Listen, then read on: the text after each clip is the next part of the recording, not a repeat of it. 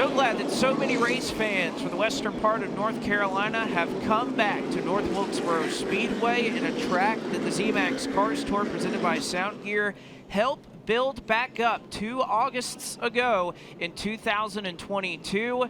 And since then, it has become the staple race that you want to win in a late model stock car in this series. The HendrickCars.com pace car, piloted by Jim Bushy, will pull down to pit lane as Brendan Queen will bring the field into the Death Wish Coffee start zone. Sit back and enjoy this one from Wilkes County. The Window World 125 is underway.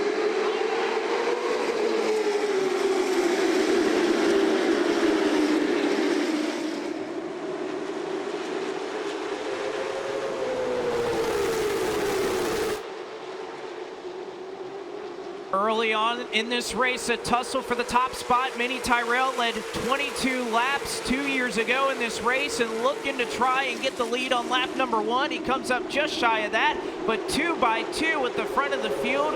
Queen on the outside. Tyrell trying to get the job done on the bottom. He's bringing along Lapsovich and Carson Quapple just behind. And Quapple had his hands full on the bottom of what would have been that second double row line. As now Tyrell in sideways in the butterbean. He saves the race car as Lapsovich looks high. And that is going to be a theme that we see all night long. 2 drivers fighting for the same piece of real estate, that preferred groove in the very middle of 1 and 2. Tyrell is able to collect it up as Lapsovich lets him save it. But now Quapple gets trapped on the bottom. They almost touch off of turn 2. And right now Quapple looking for a way to try to make that bottom work in 3 and 4. Lapsovich, though, showing the high side may have something to say. He builds up a run on Minnie Tyrell. Contrary to what we saw in the Pro Late Model race, it does appear that each end of the racetrack could show that lanes 1 and 2 are a little bit more equal than what we saw in the first 100-lap contest that was on the racetrack here tonight. Tyrell in a second, Lapsovich third in the 77, and Quapple and Diaz round out your top 5 as Lapsovich looks low. Was just about to mention Mason Diaz off the jump has had an incredible start to this race. Made up a couple of spots, made the bottom work on Ryan Millington that last time around in turns 1 and 2. Is now Lapsovich wiggles off the corner, loses a little bit of that momentum. He's able to shut the door and get up in front before Carson Quapple could go to the outside. And now Quapple has to set things out as we have seen some great racing up here for the second position. There's the 11 car of Buddy Isles Jr. As we told you at the start, this is a new race car for that entity and that team. His second race with the Van Dyke Racing Performance Operation. And for Isles, that number 11 on the side of the car may look familiar for those of you who have been following racing for quite some time. Of course, it's in honor of the Flying 11 VA of Ray Hendrick. Unfortunately, it was announced earlier today, Ray's son Roy passed away. Buddy would certainly like to bring home a good result for his Virginia-based operation, and he's running up in the top 10 right now. Although Lapsovich not content right now to try and ride around in the 3rd position, he wants 2nd from Minnie Tyrell. Down to the bottom in 3 and 4, but we've seen time and time again, Lapsovich a little bit of a slide there, getting back to the gas as you can see these cars lined up on the top side. We got a car on the wall, back of the pack, turn 4. One car appears to have cut down a tire and caught the wall. The race stays green. Now the Shitty Coolers caution will fly. That is Tyler Gregory.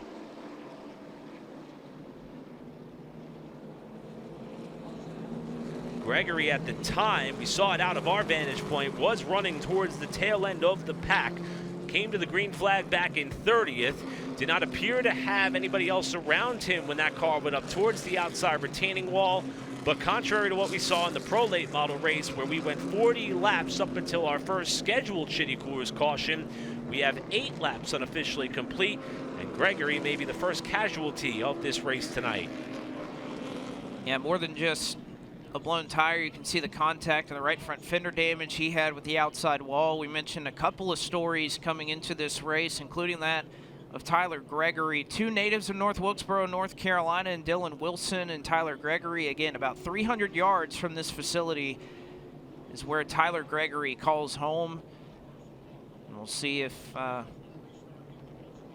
see him pull down to the inside and pull that car in for service. You saw Chase Burrow pull down as well. The first Shitty Coolers caution of the night of the Winter World 125 comes out on lap 8. Right now, it's Brendan Queen and Minnie Tyrell, your top two.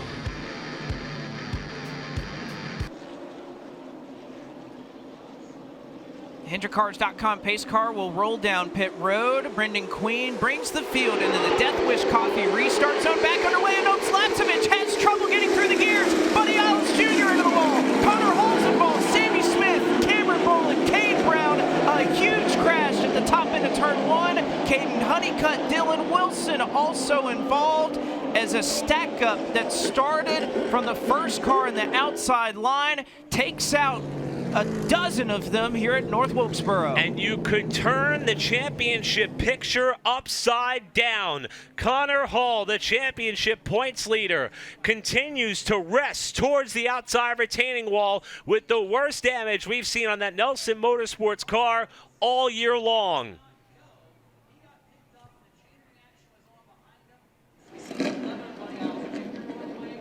Cameron Bolin climbs from the car dejected after all the work that they put in for this race. There's Cade Brown climbing out of the car. Dylan Wilson in his return to competition with the Cars Tour also destroyed 6 cars wadded together in just that one group, with Hall a little bit further down the racetrack. And I believe Buddy Isles has driven away, but Brent Cruz may have also sustained minimal damage in this massive pileup in turn 1. I was about to say, I think a committee is going to quickly form here with these drivers and just kind of assess what in the world happened there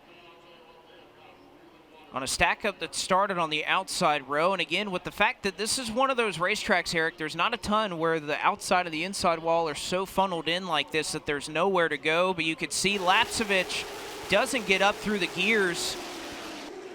Millington, who's directly behind it, is able to check up. So is Corey Heim, but hardly anywhere for anybody else in the back to go. And again, this is the hardest spot. If you are a spotter for these race teams, remember these spotters are at the top end of turn 4 up there. So if they're going to look downhill into turn 1 and see an issue on a restart, it's the toughest scenario you could imagine as a spotter.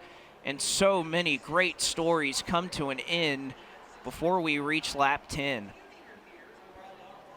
We've seen it before on racetracks that have a long front straightaway through their restart zone, and you see there, just in the accordion effect, everybody from the top lane that appeared on back got swept up in this wreck, and handfuls of cars started coming broadside into traffic. And you see there out of the car, Jacob Hefner having a conversation with Cade Brown, who were a couple of the cars that had nowhere to go when the track was essentially blocked. And as we watch this scene unfold, Connor Hall has just driven away from the scene on the backstretch, but there's Brent Cruz, who is also getting damage repaired on the right side of his Kevin Harvick Incorporated number 29. So the top 2 in points coming into tonight's race swept up in this early crash, as we are not even 10 laps complete in the Window World 125. And again, just the fact that he can pull this car away is not only a testament to not giving up, but you think about this, these are points for all those cars that are sitting there parked in turn 1 that are going to have to go back on the hook. These are positions that Connor Hall will be able to gain if he can keep this car rolling in some form or fashion. And there are a ton of cars that are taken out after that one, and so many that we were touching on. I mean, Cade Brown, who had a fantastic run at Hickory a week ago, has finally started to turn the corner on what's been a bout of bad luck that they've had this season. Unfortunately, nowhere that he could go. As you see, they're going to take the left-hand turn to the hauler to at least drive it back. Which that may pose the argument that since he was able to drive back around, perhaps he could be able to leapfrog the cars that remain stationary in turns 1 and 2. But that is going to be night over for that of Connor Hall. You see Sammy Smith involved there. Smith, a former super late model winner at this racetrack a couple of years ago, what was a scheduled start in that Junior Motorsports number 88 car. A massive pileup with 8 laps complete. Jacqueline Drake is standing by trackside.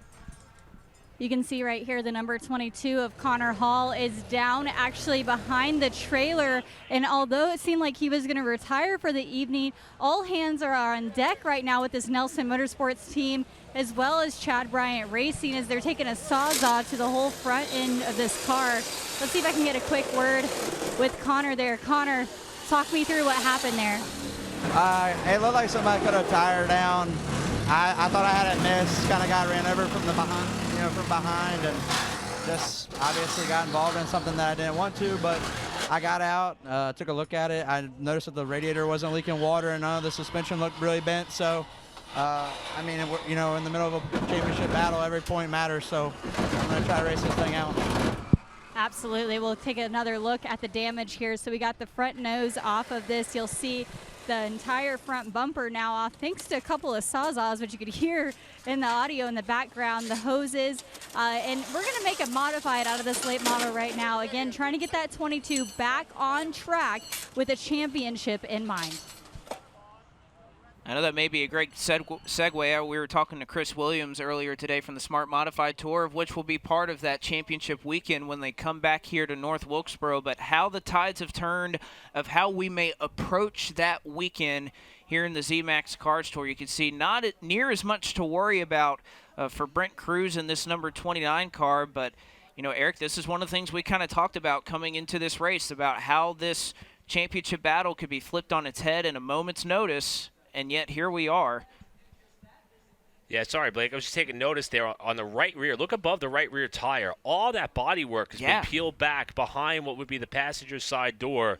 And when he drove away from the scene, I saw that right rear quarter panel kind of flapping in the breeze a little bit. I'm not sure what he may have hit. Well, I think I saw at the very edge of the frame there was one car that was sliding back down the racetrack and just caught the 28 of Connor Mosak, who kind of stopped at the top end of 1 and 2, and it was hard to see. I thought I saw a little bit of blue on the car, so I believe that's what this situation was, as he was traveling down and just gets caught by, I think, the 28 of Connor Mosak when all is said and done. But let's see if there's more to find out here with this KHI group with Jacqueline.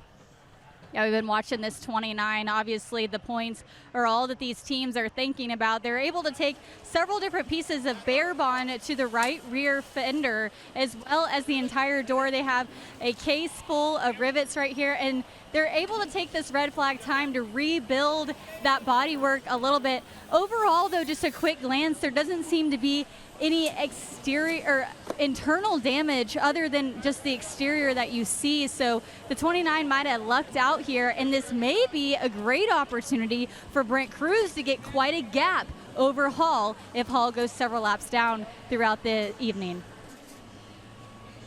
Well, again, the one thing that will help, I think, a lot of the work being done on pit road is the fact that this wreck is going to take a while to clean up. You could see the amount of oil, the amount of fluids that was laid down at the top end of the racetrack, so that's going to take a while for the track crews to assess. But the fact that there are multiple cars that are unable to drive away from the scene of the accident, there's going to have to be a couple more hooks that come in to tow off these cars. I mean, you got Jacob Hefner's car sitting there. You can't really see the number 95 on the red car. The 67, that's Cameron Boland's car. Cade Brown in the 23.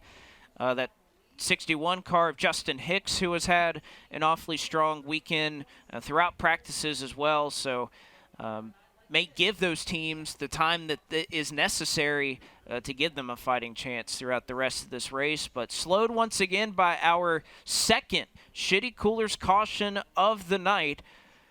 Just 8 laps into this one. When we come back, more coverage of the Winter World 125 live on FloRacing.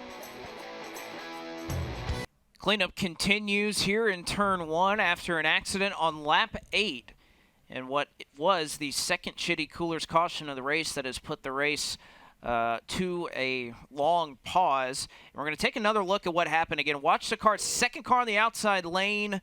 Trayton Lapsovich is kind of where this all goes wrong. You could see the stack up happening. And you know what? Got to give credit. Ryan Millington, Corey Heim just behind where this all takes place. But Buddy Isles Jr., the rest of the field, I mean, you talk about spotters, there's nothing they can do here. This is all happening in the blink of an eye no time for hardly anybody further back here to react to this one. Kay Brown went up over the top of the left front of Justin Hicks' car as everybody started to slide to a halt. And again, a lot of teams taking the opportunity of the cleanup taking as long as it is, but so many cars wrapped up there in turn number 1. And Blake, there were several cars that started towards the back end of this field that seemingly have just put themselves in position to have a pretty good night because they were able to miss the carnage. Yeah, I was just looking at some of those cars that made it through. It looks like Brandon Pierce may have just gotten through. Both PRG cars, unfortunately, were not so fortunate. I think I saw Zilish even get tagged there just towards the tail end of that, may have caught a little bit in the right front. And then Connor Mosak, who I think that it was that one we were looking at the tail end of the wreck that had some contact with Brent Cruz towards kind of the tail end of all that. But what's counting those cars, there are 19 sitting on the racetrack right now. A couple of those, I guess you could technically say were involved in that in Millington and Corey Heim, who were just behind. Pimbleton seemed to have quite a decent amount of damage on his 0 car, but they're going to leave him out there for the time being. And, man, that is a tough sight to see. I was talking with Cameron Bolin earlier today, and they were kind of putting all their chips in the basket for this one at North Wilkesboro Speedway. They were fast in the spring, even spent some time in the early practice sessions before what was the originally scheduled race day up at the top of the charts. And this is definitely going to be tough for he and his family race team to take. Even though we haven't seen Cameron for quite some time, last time we saw him was at Tri-County Speedway on Memorial Day weekend. He spent a lot of time serving as a driver coach for Charlie Evans and the Bandoleros at the Summer Shootout Series that just wrapped up this past Tuesday. Boland was looking forward to his chance to get back into competition with the Zmax Cars Tour, to where he is defending Rookie of the Year winner with the Tour. Unfortunately, his night will end 8 laps complete from the start. Cleanup continuing down in turn number 1. Track crew hard at work to get this racetrack race ready. We'll be back with more of the Window World 125 right after this. Well, all the cars have finally been towed away from the scene of the accident at the very top end of turn number 1. As you can see, the 19 cars, yes, 19 out of our 33 starting cars that are still left on the racetrack. My goodness, what an impact. That's the 61 of Justin Hicks. You can see the 67 of Cameron Boland's car has been towed away. Jacob Hefner, the last car to be towed away from the scene of the accident. And so much work has had to be done, again, getting these cars away, but just look at the amount of fluid. And again, the track crew here at SMI, Eric, professional as always. They did such an incredible job drying this facility in what was almost about 45 minutes, from a torrential downpour there for a couple of moments to full on just drying the racetrack. They did an incredible job. And again, if I don't know if there's much Speedy Dry left in Wilkes County here. I hope Walmart's open late if they need some more. I mean, I have to tell you, and I'll just extend on what you were saying, this track crew already got tested with having to make sure that this surface was race ready, albeit just 15 minutes past what our originally intended target was in terms of green flag time. And now they have pretty much just about littered turn number 1. Now, fortunately, we've got the sweeper here as well. That's going to help out in a big way. But the dust cloud that is about to come out from turn number 1 is going to be pretty intense.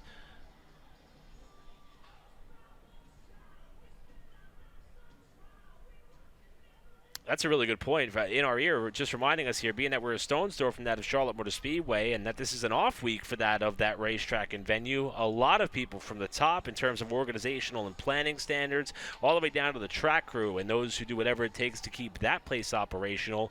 Pretty much all hands on deck here for this newly added weekend on the Arsenal for the SMI team, and we are so appreciative to have them here, and they are working about as hard as they can to get us back underway.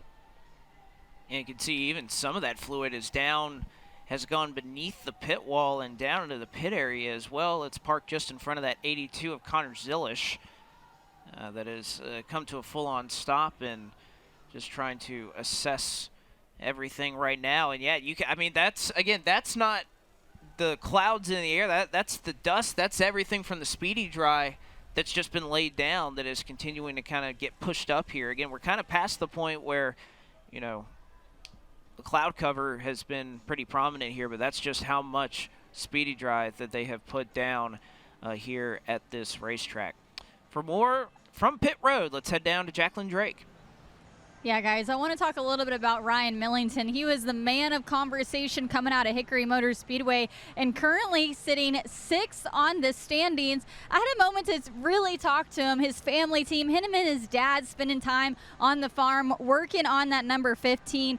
And I said, what is it with the speed that you guys are having? And it seems to be all of a sudden for them. And they said, you know, we had a little bit of a break with the Cars Tour. We were able to really assess the car and go through it. They said they were able to take the time, focus on making the car quicker. And look, they've had great finishes, obviously not where they wanted to end up last week with that disqualification, but they said being able to focus on making the car faster instead of fixing it has been all the difference for them. And coming out of Hickory, they actually had no damage, even though having the contact with Hall. So this weekend, he qualified in that 5th position, and he said, we're all in to win it. And his dad said, I think we could do it. So it's a pretty cool thing to see that father-son duo and all the work that they're doing behind the scenes on that 15. And who knows, will Ryan Millington be able to bring home a victory tonight without any controversy? Heck, I would think they would love to end up on that elevator just like any one of these guys. And again, they were one spot shy of doing that last year. Ran 2nd when they came out to North Wilkesboro Speedway, and a team that does a lot with a little. Again, he and his father, Scott, make that whole operation work, and they are two folks who know how to build fast race cars. When you look at the crews and some of the sizes of these teams here the last couple of years, that group has remained small, but they work hard, they are efficient. And I know Ryan kind of spoke at length earlier a couple months ago. I was listening to his episode on the Stickered Up podcast and just talking about the next steps to taking his program. Everything has to go right across the board for you to be in position to win a Zmax Cars Tour race, and they just about had everything, every one of those elements locked up at Hickory Motor Speedway a week ago. He and Connor Hall race each other hard, a little bit of contact made, and for right or wrong, Ryan Millington felt as though that he was done wrong by Connor Hall, and he wanted to go into turn 3, and admittedly so, said pretty much, well, I wanted to make sure that that 22 car did not win the race going into turn 3. So by the rule book, he was assessed a penalty. He's been placed on probation for the rest of the year. But again, I don't want this to be an indictment of Ryan Millington. What he and his father, that team, have accomplished this season has been incredible. They just missed out on disaster. Again, I think you got to give credit where credit's due. He was right behind where that entire stack-up started. Both he and Corey Heim were able to quickly react to that, and although the hood may be buckled in a little bit, that's going to be all she wrote. But yeah, we'll see if Ryan Millington could be one of those drivers that he's had a car that's been capable of running in the top 5 here the last couple of months just about everywhere he go, and especially now with the fact that Connor Hall may be experiencing some problems, whether he can come back out on the racetrack and complete some laps, who knows. But we talked about the fact that there could be kind of 5 more drivers that work immediately into the championship picture with how this played out. Millington is one of those drivers that now has a shot, especially if he can get some points tonight. As well, as we mentioned, that there is Connor Hall, who looks like his night in the Nelson Motorsports Toyota is not over yet. That is an old-school looking bent-up race car. Think of how many times back in the Cup Series days we would see drivers and teams have to do whatever they can to muscle up the best finish possible after sustaining some damage early on. And as Connor told us, the radiator was still intact, thus they cut away all the body work on the front end, and he's going to get back out there and do battle, albeit minus a couple of bumper bars and Nerf bars. I don't think he's going to be able to even brush a car that is up in front of him, as now Hall will be able to re-enter the arena. We talked about a sentimental favorite on the night, his first race as a father at his hometown grounds. An unfortunate early end to the night for Dylan Wilson, who's standing by with Jacqueline. Yeah, definitely not what Dylan Wilson wanted to see tonight for that number 4. But talk to us a little bit about what you saw from your vantage point. It just looked like somebody missed the shift, and then I guess the next car behind him piled in and blew the radiator out, and then just put water all over the track, and I'm sure that was an accordion effect, taking water. So, Hoosier tires do not work well on water. We do not have Drew tires, so we just all slid right into the wall into other cars. So, Wasn't a lot we could do there. I was totally alone for the ride. Tried to get it slowed down as much as possible, but it was literally like ice. So tore it up pretty good. Hopefully, you know, didn't get to learn a lot there. It was only 8 laps, but just part of it. At least we're at North Wilkesboro. I could be in other places and not be as happy. So if I'm gonna take one on the chin, it'll be here. I'm glad to see racing back at this place. It's the greatest place on earth. If you're not here, you should be here. But thanks for watching it anyway. We'll keep digging. Two Burrows Brewery, Northwest Automotive, National Land and Realty to get to this point, and we're going to be back. We'll be back in October and get it done. Dylan Wilson, always an advocate, even when he's having a bad day here at North Wilkesboro. Thanks, Jacqueline. And I got to say, you know, I thought it was such a special touch to see Dylan take his son out to driver introductions with him. And if you've been wondering where Dylan may have been, he does a great job with that of fellow competitor Brandon Pierce on a podcast in which they roll out that are normally wrapped around the Zmax Cars Tour schedule. Not Another Racing podcast is one of the things in which they base it on, but Big Time Auto Racing is actually the podcast name that they put together for that one. And they do a tremendous job being able to tell stories and provide unique perspective. And Dylan was really looking forward to this one. We talked about the fun that he had at the go-kart track late last night. And unfortunately, he only gets about 8 laps in here before he gets himself wrapped up in a pretty significant wreck, but still in good spirits, being that, I guess at the end of the day, and we ran the special earlier tonight in our broadcast, having an event such as this at a venue which we thought was left for dead not that long ago, it still touches Dylan Wilson in his heart, and it just means a whole lot to his family. With that, we're going to step aside. Work continues on Brent Cruz's car. Cleanup continues down at turn number 1. They're under the second Shitty Coolers caution for the Window World 125.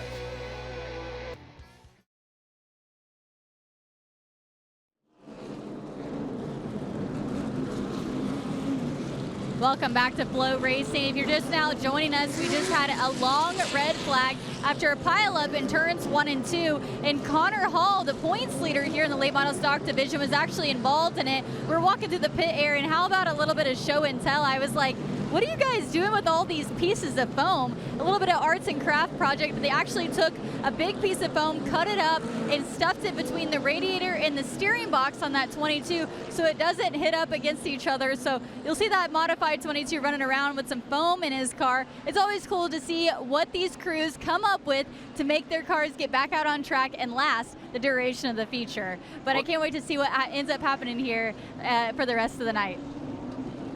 Well, again, it was an all-hands-on-deck effort for the Henry County boys, as well as several crew members. We see it many a times, whether it's on other teams, but I think particularly with Connor Hall, with the relationship he has with Chad Bryant Racing, that we saw, yes, some folks in some Everum crew shirts that were over there and helping out that number 22 in any way that they can. And again, when you're talking about fighting for a championship here, Eric, every single point matters, and whether that car's going to keep up or even be able to run a couple of laps, who knows, but everything is going to help, especially with about half the field that was in some way involved in that incident. And I thought that Brandon Jones, that may have been some of the speedy drive, because so many drivers are picking up so much of it. They continue, and that's why we're having to pace around a couple of laps. But I think that was smoke from the back end of the number 1 car, Brandon Jones, who pulled it down into the pit area. You can see everybody having to drag through and kind of help race control, and everybody here kind of clean the track on their own as well, and I'm sure test out what that entry is like. It's been a while since we've seen the green flag for this race, and obviously the slow start to this one has been purely circumstantial. We saw Tyler Gregory with what we believe was a tire that went down early in turns 3 and 4, and then the restart, jam up, and stack up that sees us now on our second Shitty Coolers caution flag, which is the same amount that we had for the duration of the 100-lap Pro Late Model event. But Blake, I'm with you. I'm so curious as to how turn number 1 is going to be, being that on the initial start, we got to see the top and bottom lanes appear to be pretty even, at least up until we saw Gregory cut down that tire and get up into the wall. Now you've introduced a true variable with all that speedy dry in turns 1 and 2. Even though we're only 8 laps in with 117 to go, I'm questioning what Butterbean is going to do when he hits the choose. He elected the top 4 at the start. Tyrell almost got into the left rear quarter panel on one of the ensuing restarts that he tried to get the lead. But now neither of them really know what line is going to be best. Well, again, and I think it all depends on the lift point, and it's been different depending on the driver, depending on the team, depending on how that car is handling. I know in watching practice earlier today that some drivers kind of take it almost all the way until the beginning of the radius of the corner, running way up next to the wall on the outside and putting those right side tires beneath kind of those white lines as they head down into turn one. Now, the problem is that that's kind of where most of the field has been entering all night long. There's not so much at the turning point at the very bottom of the racetrack. So is that going to be something, I wouldn't say of concern, but is it going to help out the bottom, essentially, that look at all that speedy dry and where it is? It's all in that middle groove. Most of it is kind of at the entry point up by the wall getting into turn one. So how's it going to change these drivers? And again, they're doing their due diligence here to have Brendan and the rest of the field try and work that speedy dry in, and that's why we've kind of run a number of pace laps under this caution flag. We'll also have a scheduled stop in this race as well, so don't worry if you see these cars pacing around wondering what are they going to be doing on fuel a little bit later on tonight. That will not be of concern. Just like in the Pro Late Model race, there will be a break for both fuel and adjustments that these teams will have the opportunity to work on their cars, much like we saw in the Pro Late Model feature. It appears that the track is to the series and track officials' liking, and we will once again see cars choose bottom or top. And I gotta say, for those cars that chose the bottom last restart, well, they're counting their lucky stars right now. Another top shot for Brendan Butterbean Queen as he elects the top side of the racetrack with Tyrell down low. Carson Quapple trades Lapsovich row 2. Then Mason Diaz and Ryan Millington take you back to road number 3. As they came to the choose, Landon Pembleton ducked down the pit lane. He will fall to the tail end of the cars that have just doubled up to get set for this restart that is now going to be 1 lap away. And again, a number of those drivers at the back of the field that chose late kind of took the opportunity to choose and then carry some speed into one. I'm sure trying to simulate a little bit of what this entry of the corner might look like. We'll finally get the 1 to go signal for a pause in this race that lasted, roughly about 45 minutes or so. Appreciate all the track crew for all of their hard work, both getting this track dry initially so we could start this race, and all of the cleanup that happened from our lap 8 incident. We'll reset it once again. Brendan Queen, Minnie Tyrell, your top 2. Lapsovich and Carson Quapple make up row 2, with Millington and Mason Diaz close behind, as Queen will bring them once again into the Death Wish Coffee restart zone and get us back underway at North Wilkesboro. Tiptoeing down into 1, a slide from Minnie Tyrell, but looks to be all good throughout the field in their first venture through the corner. Still side by side for the top spot. Tyrell's had some good charges there on the bottom as Quapple, loose off the corner, has to gather it back up. And you would think after getting that sideways that Diaz would be able to get enough of a run to get alongside. Quapple got his hands full again. Diaz to 4th. While Tyrell is trying to hang on to 2nd, Quapple may have a problem. That car is so sideways up in that upper groove. He's out of the top 5 and trying to hang on with Heim to the bottom. We were talking about how careful you wanted to be approaching that speedy dry, and I think Quapple found out what would happen if you went a little bit too high early in the going. Looks to be fine for now, is able to fend off that 55 of Corey Heim down there on the bottom. Meanwhile, back up front, Trayton Lapsovich looking to the high side of 3 and 4, a groove that started working a lot better later in the Pro Late Model race, trying to look by Brendan Queen for the lead. Lapsovich, who we touched on last week at Hickory after having a tire go down, stopped on the racetrack, was assessed a 3-lap penalty, made them up throughout the duration of the race to finish 7th, and is now hunting the lead on Brendan Butterbean Queen down to turn 1, and he may be able to get up to the numbers off turn 2, but Queen gets a great drive off the 2nd corner. Queen doing a fantastic job. We saw Brandon Jones in that one car. We were mentioning him and the troubles he was going through. He is pushing that car back to the garage area, so imagine he will join a number of those cars who will not see the end of this race, and will pull the car behind the wall as things stand. So able to get a couple of laps in now. Queen has moved back up to the middle lane in turns 3 and 4 to try and fend off a challenge from Trayton Lapsovich, Minnie Tyrell. How about Mason Diaz keeping pace and, if anything, trying to run down your top 3 right now? He's a mix in these things as well. Diaz looks really strong, 4th in line as Lapsovich peeks down to the inside again off turn number 4. The top 4 pretty much gap 5th place battle, which is currently held down by that of Carson Quapple. You'll see the margin here from Diaz back to Quapple, who's fending off Corey Heim. That's about a 1.5 seconds off of this lead quad, with now Lapsovich trying to size up Butterbean, who gets loose off 4, does that of the 03.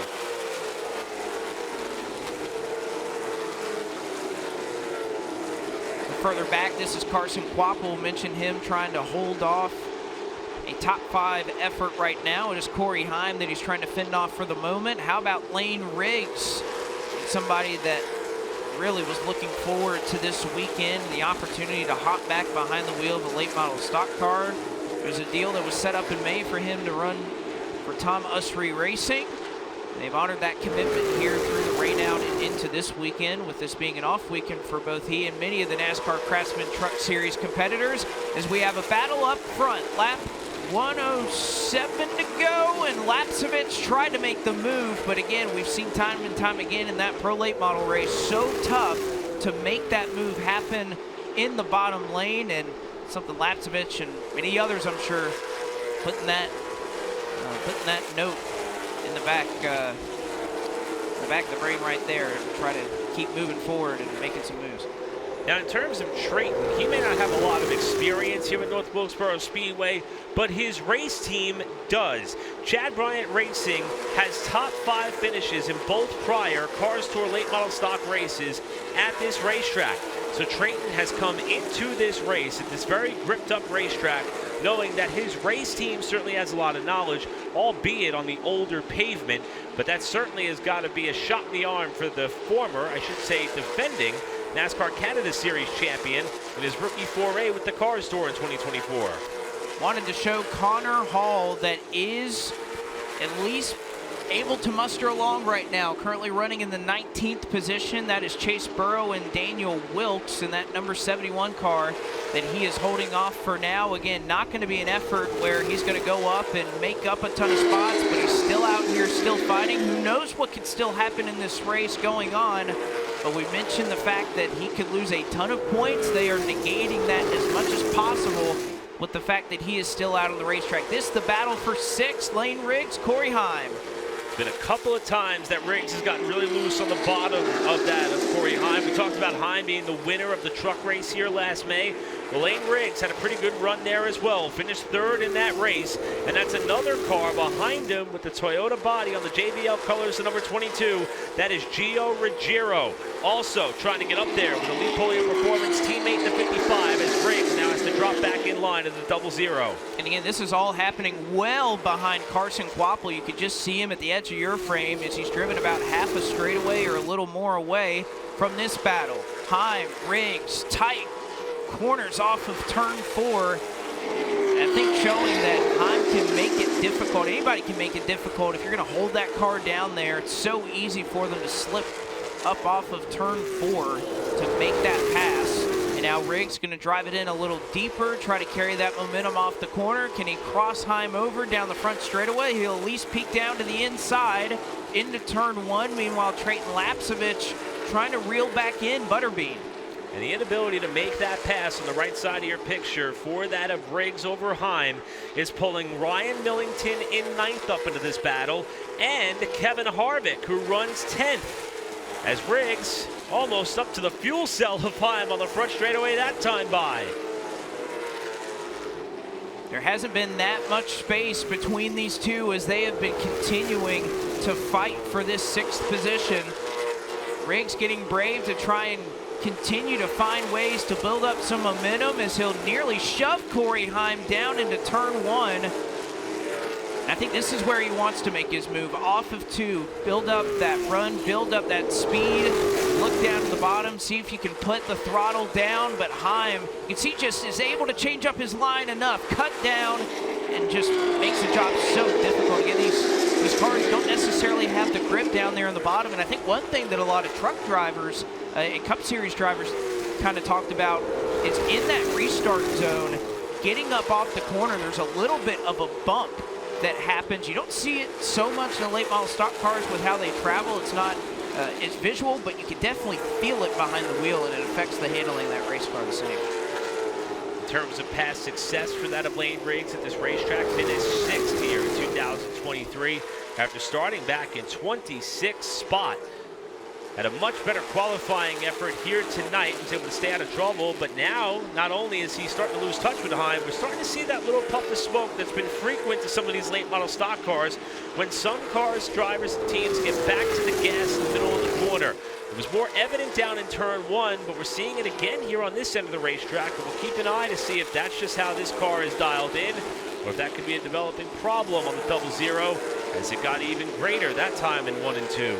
I don't know, that looks like that's on entry, that's in the center of the corner, that's happening here. As, boy, Mini Tyrell, so many drivers having big moments off of turn 4 throughout the day.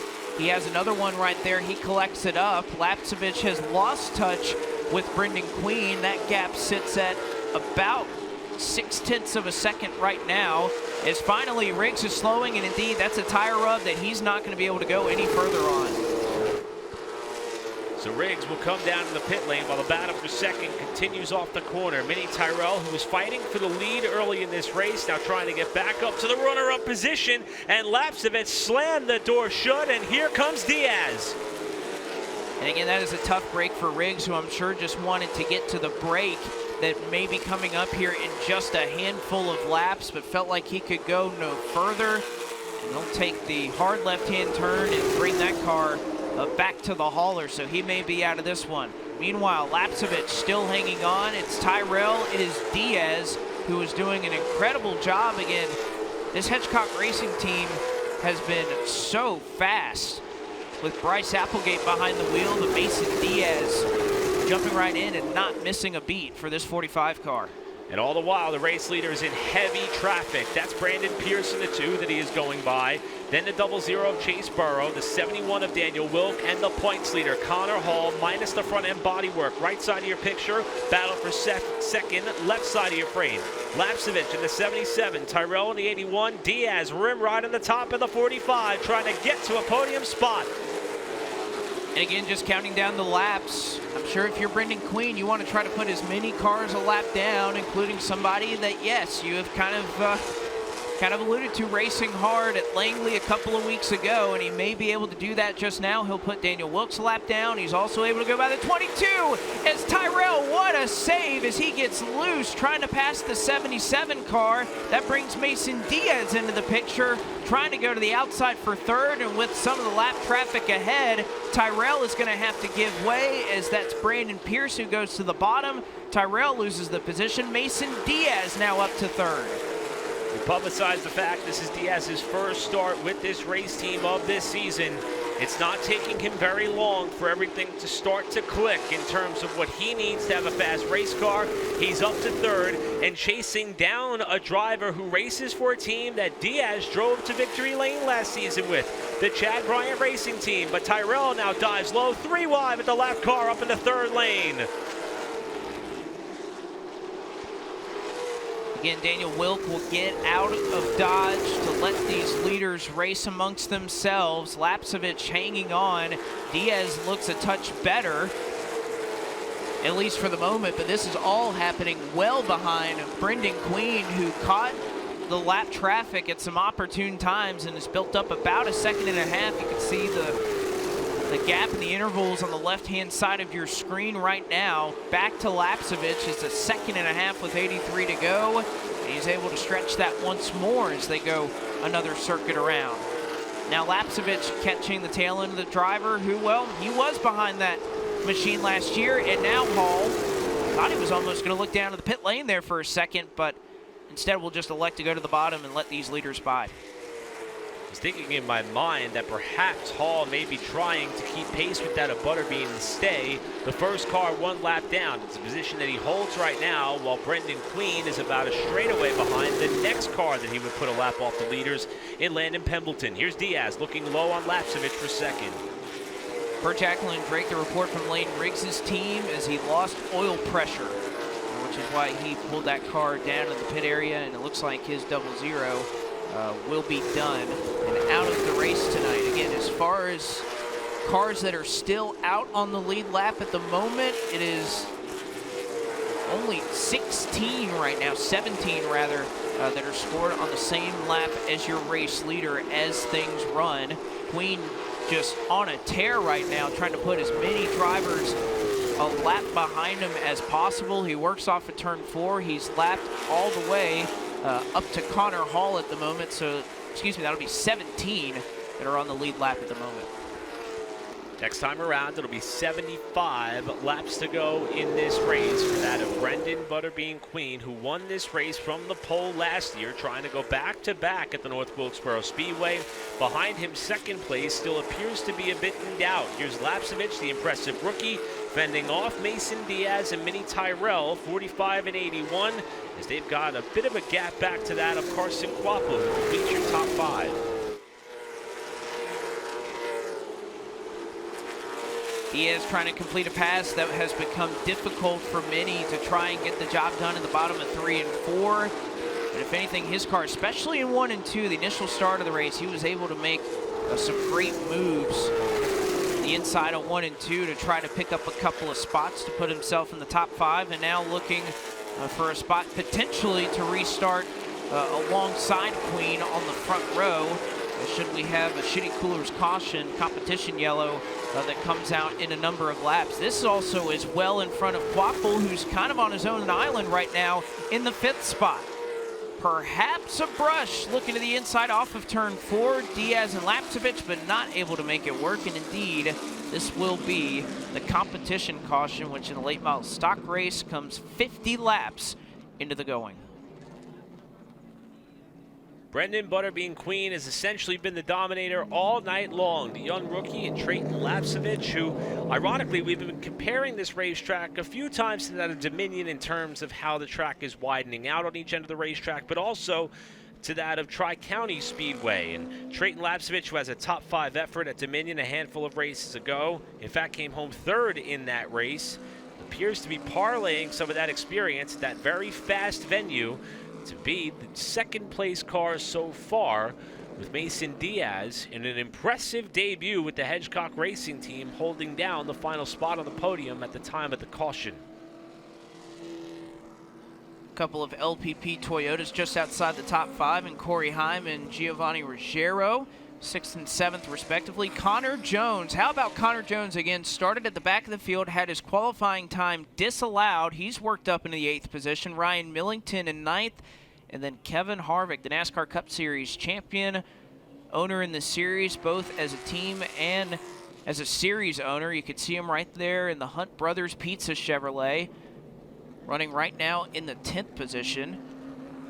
He was kind of riding around there behind the 15 of Millington and Ronnie Bassett Jr. He's just ahead of. But a solid run. Again, missed that accident down into turn 1, but even after this latest restart, made up a couple of spots to get up into the top 10. You see the battered, bruised, and damaged number 22 card of that of Connor Hall, after the team elected to not only try to get them back out there to pass the cars that were involved in the crash in turn number 1 to get him a handful of spots, but to keep him in the race. We talked about Lane Riggs falling by the wayside. As things run, Hall unofficially is in the 18th spot by my count. Yeah, I believe that'd be the free pass. Was the recipient of the free pass. So Hall put himself back on the lead lap with that effort. And should any more cars up ahead of him fall out of the race or struggle mightily with their handle with 75 laps to go, that could open up the opportunity for Hall to gain even more ground.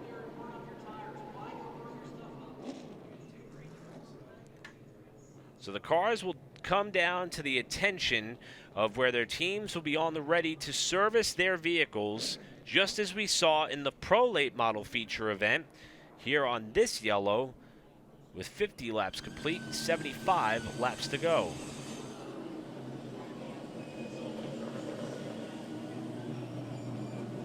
Again, a number of drivers, I'm sure, eager at this point to try and make some necessary adjustments to get their cars handling to where they can be put in contention to try and chase down the pace that Brendan Butterbean Queen has set at the front of the field. 75 laps left in the Winter World 125. We'll be back from North Wilkesboro Speedway on FloRacing.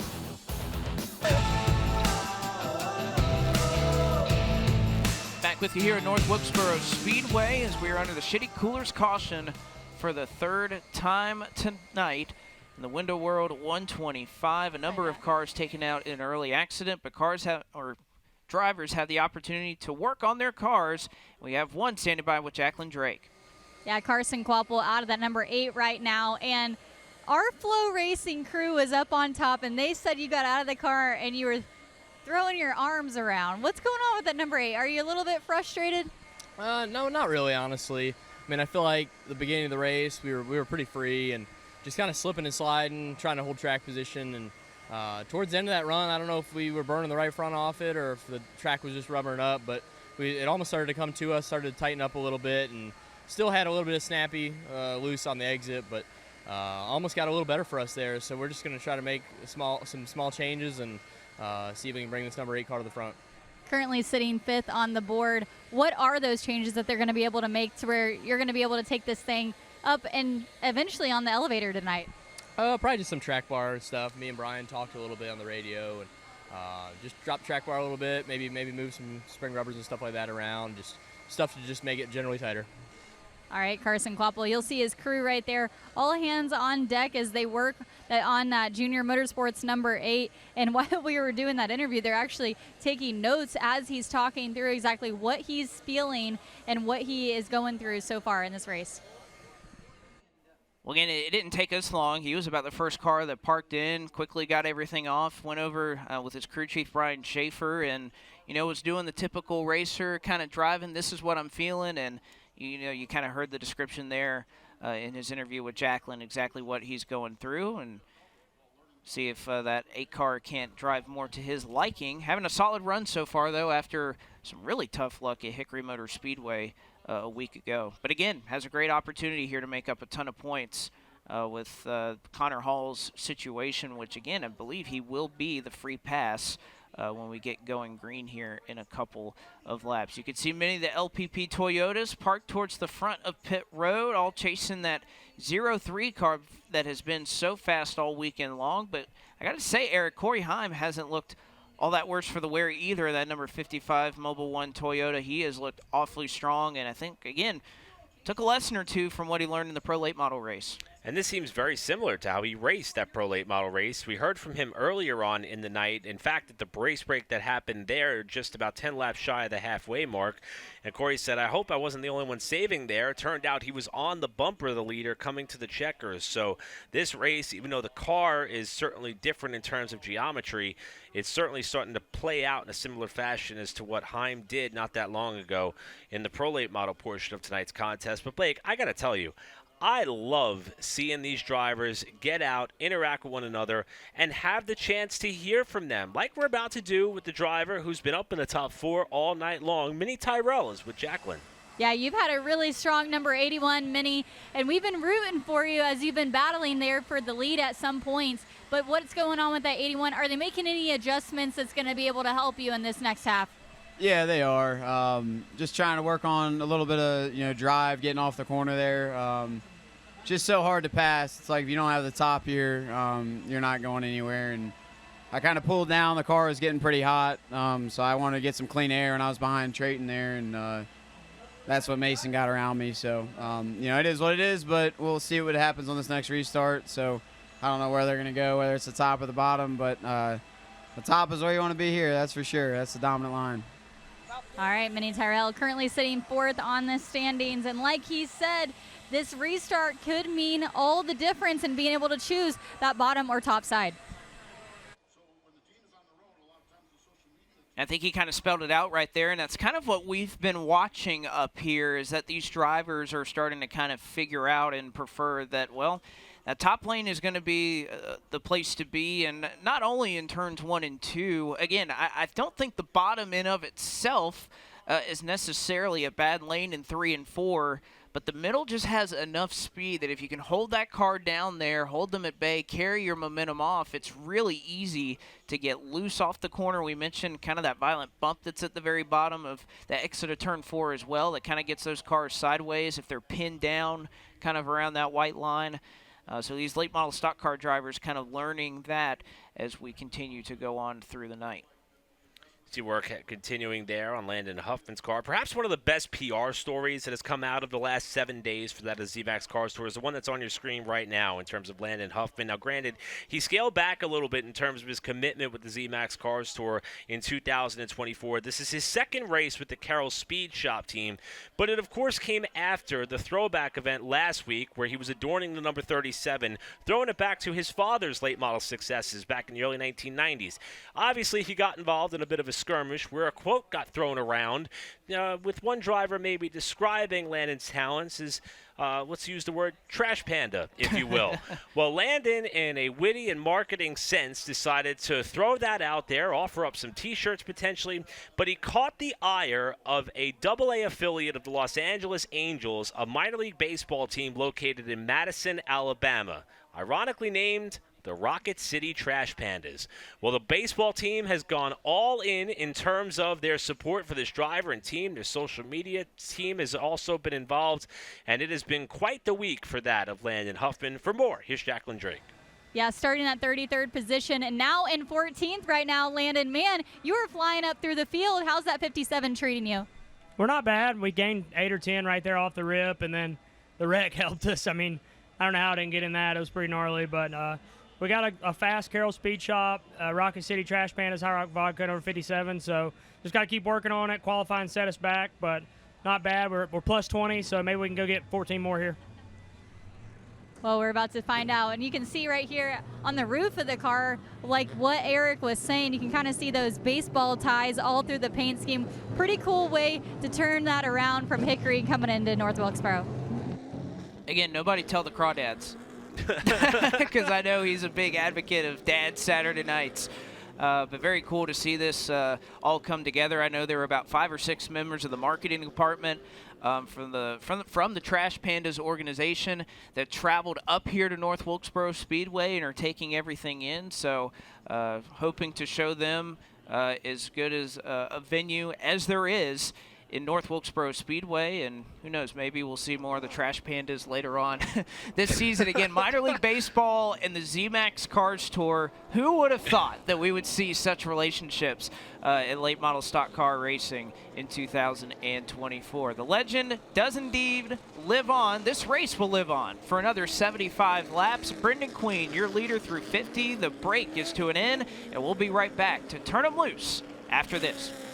Back with you here at North Wilkesboro Speedway, the Window World 125, a race that was roughly 2.5 months in the making, set to approach the halfway point as we have ended our 10-minute break for these drivers to both fuel up their race cars, which I'm sure after all the pace laps to get all the speedy dry off the racetrack, they desperately needed, as well as the opportunity to make some adjustments on their race cars. And Eric, we did see, I think the Pro Late Model race was a great example that, yes, it was still Tristan McKee at the front, but we saw a number of key players kind of work up into the fold after they made some adjustments. I think we can say the same here for many of these drivers that are kind of flirting just on the outskirts of the top 5 and top 10 right now.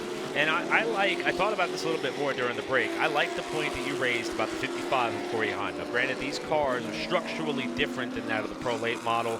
And I got to say that this is starting to look very similar to the performance he put on not that long ago, to where he was knocking on the back door of a potential Pro Late Model win back in a late model stock car for the first time since we saw him on his lid at Caraway Speedway last July. About 1 month ago to the day, as a matter of fact, is when Corey Heim went on that wild ride at Caraway Speedway. But nevertheless, it appears as though he's putting himself in what he and that team may believe is the best position to ironically get up there and challenge what has been the dominant car, his teammate, the 03 of Brendan Butterbean Queen. I thought it was interesting that Minnie Tyrell mentioned in his interview there, searching for clean air, not just for the ability aero-wise, which again, these cars, not aero-sensitive platforms, but we are carrying speed and, well, physics do exist, but also to cool that race car down. And again, you can see the tape on the grill covers of many of these race cars trying to get all the downforce they can, even here in these late model stock cars. So they are doubled up once again, 15 laps shy of the halfway point in this one. Brendan Queen, Trayton Lapsovich into the Death Wish Coffee restart zone, back underway for the Window World 125. Diaz able to take advantage of that outside lane choice and may be able to move up into second in front of Trayton Lapsovich, and it looks like off of 4, he's going to have all the racetrack to be able to do it, but a great drive on the bottom. Lapsovich stays in tow, stays in play for now, as Corey Heim looking 3 wide behind them. Tyrell almost got put in the middle there between that of Heim and Quapple and Moore, as now Lapsovich at the 77 trying to stay with Diaz, who forges back ahead on the top side of the racetrack, and Lapsovich will hold on to second at the line, trying to slide up to take away that preferred groove for that of Diaz. Lapsovich will hold second as we got a car off the pace in turns 3 and 4. That's Brandon Pierce, who is rolling to a stop, and the Shitty Clues caution flag will fly yet again. Appears as though Pierce had gone by the potential pit entry, which is essentially at the middle of the back straightaway entering turn number 3. That car did not roll to a complete stop, but it was off the pace enough that by the time the field would have got there, it would have been a precarious situation for all involved. Thus, the yellow flag has to fly, with Pierce maybe going to try to make his way down to the pit area as the field starts to re-rack itself. Well, again, North Wilkesboro Speedway unique in the sense that so many of the racetracks that we visit, the pit entry is off of turn 4. It's rare to see us go to many different racetracks. I guess South Boston Speedway would probably be one example of a pit road that not only stretches the back straightaway, but kind of, and again, even that entry would be there, but not too many of them are right at the entry of turn number 3. And Pierce barely drives past it, keeps the car rolling, doesn't come to a dead stop, but will get the benefit here of a Shitty Coolers caution to try and come down. You even see some of the High Rock Vodka crew there on the scene to help with the Carroll Speed Shop entry of Brandon Pierce. Connor Hall also down to try and service his race car as well. And what an effort here for everybody on Nelson Motorsports to keep this car running and keep themselves in the fight for this championship. Driving away from that incident may just be what Connor Hall makes the difference in his championship bid. Again, you kind of can point to individual instances and everything that happens throughout a season-long championship points fight. And this is going to be one of those nights that I'm sure if they can get to the end of this thing, regardless of kind of where they finish at the end of this, as long as they can stay on the lead lap, they are going to mitigate some serious damage that could have been done here tonight. See the 2 car, Brandon Pierce pulled up with the hood up on that car, and it does look like there's some fluid on the bottom portion of where that hood would close on that Carroll Speed Shop number 2. And they are paying close attention to the front end of that car after Pierce limped it back to the pit area. He did score a top 10 effort in this race back in 2022 after starting 22nd. He rolled off 23rd in this race last year, mustered up an 18th place effort. And we'll see if they feel as though they've gotten this car to the point where it could roll forward and continue on in this race as they start to put the hood pins back in. And we'll see if Pierce would go back to the hauler or to the tail end of this field for the upcoming restart.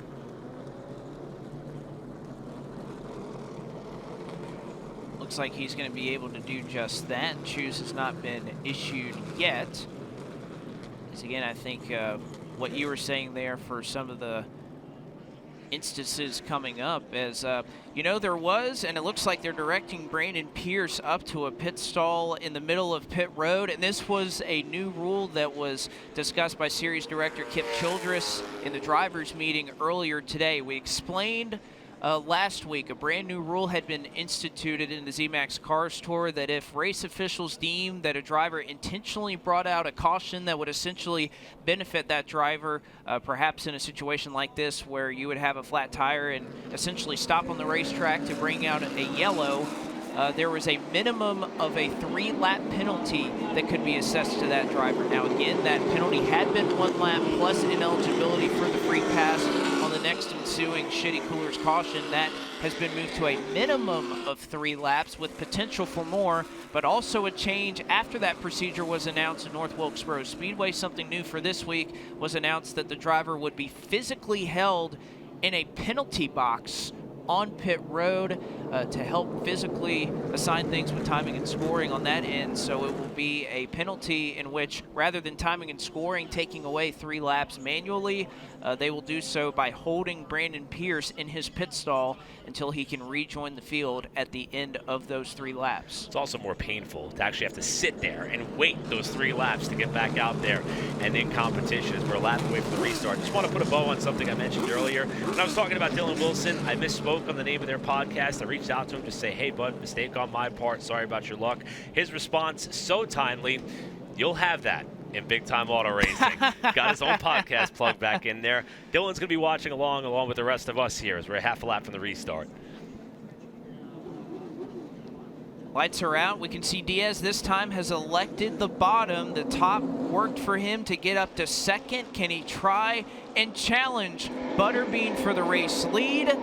Or can Lapsovich try to fill that hole and get back up into the second spot as they work to the Death Wish Coffee restart zone once again with 74 to go? Diaz doesn't get a great launch. Quapple looks down to the bottom, 3 wide as they brush off the corner. Lapsovich going to go through to second. So again, that opportunity, that decision to go to the bottom lane, it didn't work out that time. Butterbean's got to be grinning from ear to ear as Tyrell and Diaz almost come together off turn 4. And look at the jump as now Diaz runs up into Tyrell. Quapple again to the inside, and they touch off turn 2. Oh, Tyrell was just able to get in front of Mason Diaz before he got back up to the high side. Diaz slides up the corner. Ruggiero goes through, and it may be a flat left rear or something of the nature for Mason Diaz, who has lost the handle and is all sorts of sideways on that number 45 car. Trying to keep the fight to that of Connor Jones, who again started at the back of the field in this race. That's a battle for about the 7th spot. Behind that of Corey Hine. Diaz digging on the top and again loose off turn 4. Well, again, we talked about the opportunity for these drivers to make adjustments right now, and Diaz looks like they may have swung a little bit too far in trying to free up that race car right now. He is just holding on for dear life as he's lost a number of spots. He settles back in 7th. And again, we've heard a number of drivers, whether it's the Pro Late models earlier or even here in the late model stocks, about managing tire heat. It's something that takes a couple laps. You're going to cool those tires back down. You got to put together a couple of smooth laps. Also of note, Brandon Pierce does end his stay in the penalty box as he'll rejoin the field, albeit it'll be with him scored what is right now 4 laps behind the race leader. That big lead that Brendan Butterbean Queen was able to open up over the battle for second on back is just about gone. Trayton Lapsovich has caught him, and as this race continues to unfold, it seems as though many cars throughout the field, whether it's your leader in Brendan Queen or whether it's cars running at the tail end of the lead lap, everybody seems to be starting to slide that right rear tire off turn 4 as they get back to the throttle, and it is now Lapsovich looking low for the top spot.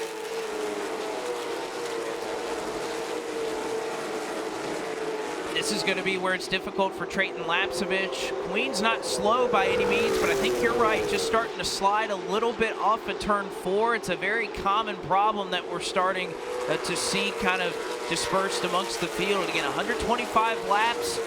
These drivers pick up the throttle so early in turns 3 and 4 to be able to get around that corner. So as they continue to go on, we'll see who is able to hang on and perhaps didn't go a little bit too far in trying to loosen up their race car. But right now, Lapsovich catches Queen, but as soon as he gets there, can't find a way around. He'll peak to the bottom off of 1 and 2, and gotta be honest, didn't expect him to almost be side by side with Queen, but he was. He's driving great. You can see that speed through the center of the corner, especially that he's able to carry, as we may have a challenge for the top spot. Queen has his hands full for the first time tonight at North Wilkesboro. Lapsovich just about got to him on this end of the racetrack 1 lap ago, hoping to break his momentum enough to allow the pass to get made, and he's going to try it again off turn 4. Little bit of a nudge that time as they came off the corner, but he's not quite up to the door of Butterbean in 1 and 2 this time through. Again, this time by, the iRacing halfway lap leader award will give $500 to the driver that gets back to the stripe first this time by. And well, it looks like Queen, he'll not only collect the $500 additional dollars, but he will lock up an additional point for leading the most laps here tonight. Again, all of these points adding up for Butterbean. 2 for the pole, another for leading a lap, and another for leading the most laps. So that's 4, no matter what he takes out of this race tonight. Starting to close in on these two. Is that a mini Tyrell? It was a 10th of a second faster. As that time, Lapsovich almost got in the left rear quarter panel of Butterbean in 1, and he ducks back in line with Tyrell lurking in 3rd position. And how many times have we seen in a battle for the lead, they're cognizant of being side by side, they slow each other down, taking away a little bit of that preferred line from each of these two drivers. It has allowed Mini Tyrell to continue to narrow the gap between your top 2. Lapsovich looking for a way around, but cannot find it through 1 and 2. Looking for it in 3 and 4 as he brushes the left rear quarter panel of Brendan Queen in the middle of turns 3 and 4. 59 to go, perhaps the best launch that he's had on the bottom of 1 and 2, but again, still can't keep the power down. If you want to know what the priorities are for Brendan Butterbean Queen in this race, we've mentioned he can gain so much ground in the championship as things run with Lapsovich looking to the bottom. But even though Drayton has quite literally pounded on the back bumper several times before, Butterbean refuses to give up the lead. He wants to take that elevator ride for the 2nd year in a row, and he is putting on a defensive driving clinic as Lapsovich shoves him aside. Again, in 3 and 4, that's 77, so much better, but I think in 1 and 2, it's Butterbean. Up the hill, Butterbean goes as Lapsovich trying to fight his way to the top spot. Queen looks to the outside. Now Mini Tyrell gonna become part of this battle as well. Lapsovich, great drive. He will clear Butterbean to the stripe and nearly turns himself across the nose of Butterbean as he takes the lead. And Trayton Lapsovich, for the first time in his Zmax Cars Tour career, will take the lead. Lapsovich may have got a mega break there when they got into turn number 1 as he came across the bow of the 03 to set up his entry into the first corner, with Tyrell now arriving on the scene to make it a 3-car battle for the lead. In terms of Trayton Lapsovich, you mentioned he's the 2023 NASCAR Canada Series champion. He won half the races, 7 out of 14, and joined his brother Caden as a Canadian Series champion. Caden did it back in 2016. His father Jeff also raced in the series, but knew that if he wanted to propel his talents into a greater spotlight, this was the tour he had to sign up to drive in. And he is looking for what could be his first career win on one of the biggest nights on the calendar, with Tyrell closing in on Butterbean for 2nd. About to say he drives away. That battle for 2nd starting to get hot and heavy between the 03 of Queen and the 81 of Mini Tyrell. This is all happening well behind them. About half a straightaway, you'll find the 8 of Carson Quapple. Looks smooth right now in that number 8 car and starting to kind of reel back in the leaders and starting to match some of their lap times, but has a little bit of a gap to try and make up at this point. Then you see Ruggiero, what a great effort he's having right now behind the wheel of that number 22 car. Ran once earlier this year at Hickory Motor Speedway and didn't really even get the chance to try and make some laps in that one. Lost a rear axle and was immediately out basically from the drop of the green flag in that one. But would be by far his best showing here in the late models in the Zmax Cars Tour, albeit he's had a number of strong runs in the pros. Speaking of strong run in the pros, Corey Heim, who finished second earlier tonight, is back behind his teammate. And also, we mentioned Mason Diaz and the fact that he was a little bit sideways there at the beginning of that run.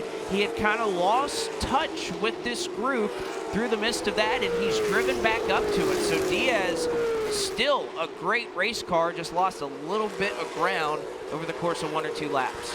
Diaz tries to climb further up towards the top 5. Here's the battle for second, separated by about a car length. And look at Mini Tyrell allowing that car to float up and, dare I say, the 3rd lane in the middle of 1 and 2, with both of these cars losing touch with that of Lapsovich, whose lead is now over a second the last time through.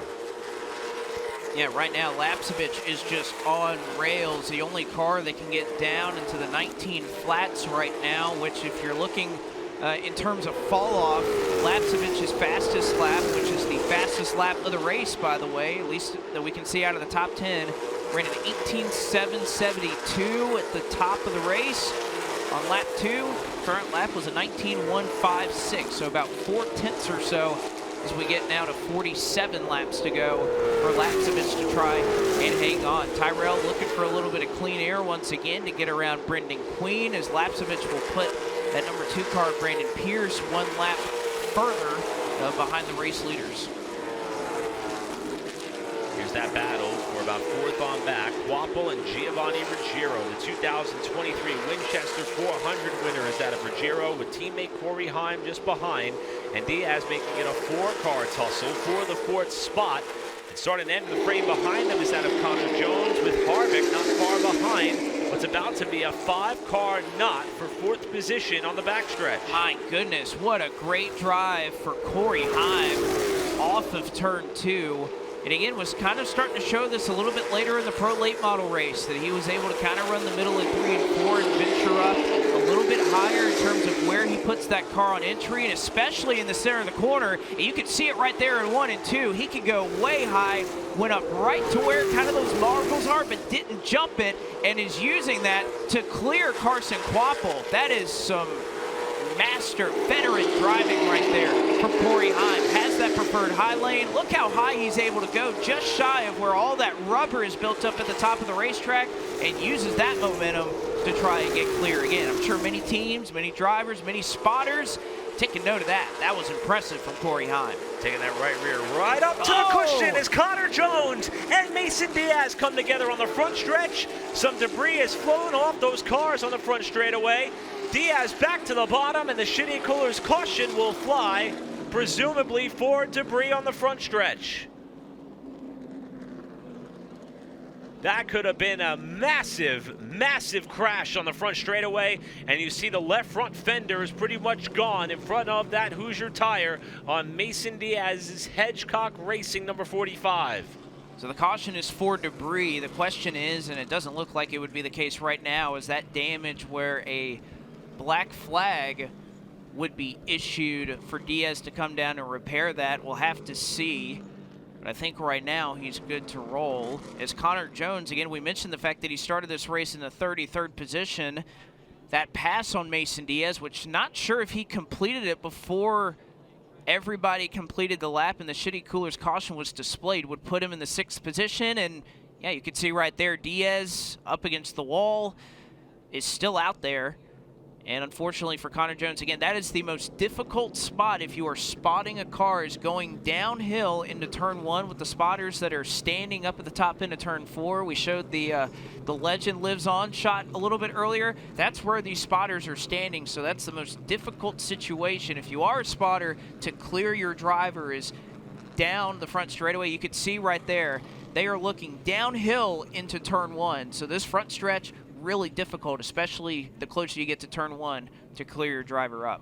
That's another great point, too. I didn't think of that in terms of perspective. We talk about it being a downhill front stretch, uphill back stretch. Even for those spotters who, again, are on higher ground, they're not only looking almost in line or in parallel with the cars as they drive away from them, but they're also falling away from them as they go into turn number 1. And that's been a bit of a trouble spot here so far tonight, as we are under yet another Shitty Coolers caution, and this may now pose the question as to whether or not Trayton Lapsovich is going to be in the position. It seems like it's taken Trayton a few laps for that car to get going, and it seems like the longer the run, the better he is.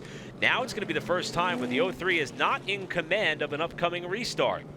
And I wonder if you're Queen, do you take the chance to take the bottom and get up on the front row, or do you kind of play defense and jump up to that outside lane, but you'll line up behind Trayton Lapsovich? Again, I'm assuming the Lapsovich will take the top side, as it's been preferred pretty much since the Pro Late Model race throughout this entire running. So we'll see that decision. And if you're Mini Tyrell, if both the cars in front of you go to the top, do you go to the bottom and try to chance it and perhaps take the lead? I'm sure somebody would be willing to do it, as we see the Trash Panda hood up on the number 57 car. It's like Landon Huffman, a quick stop.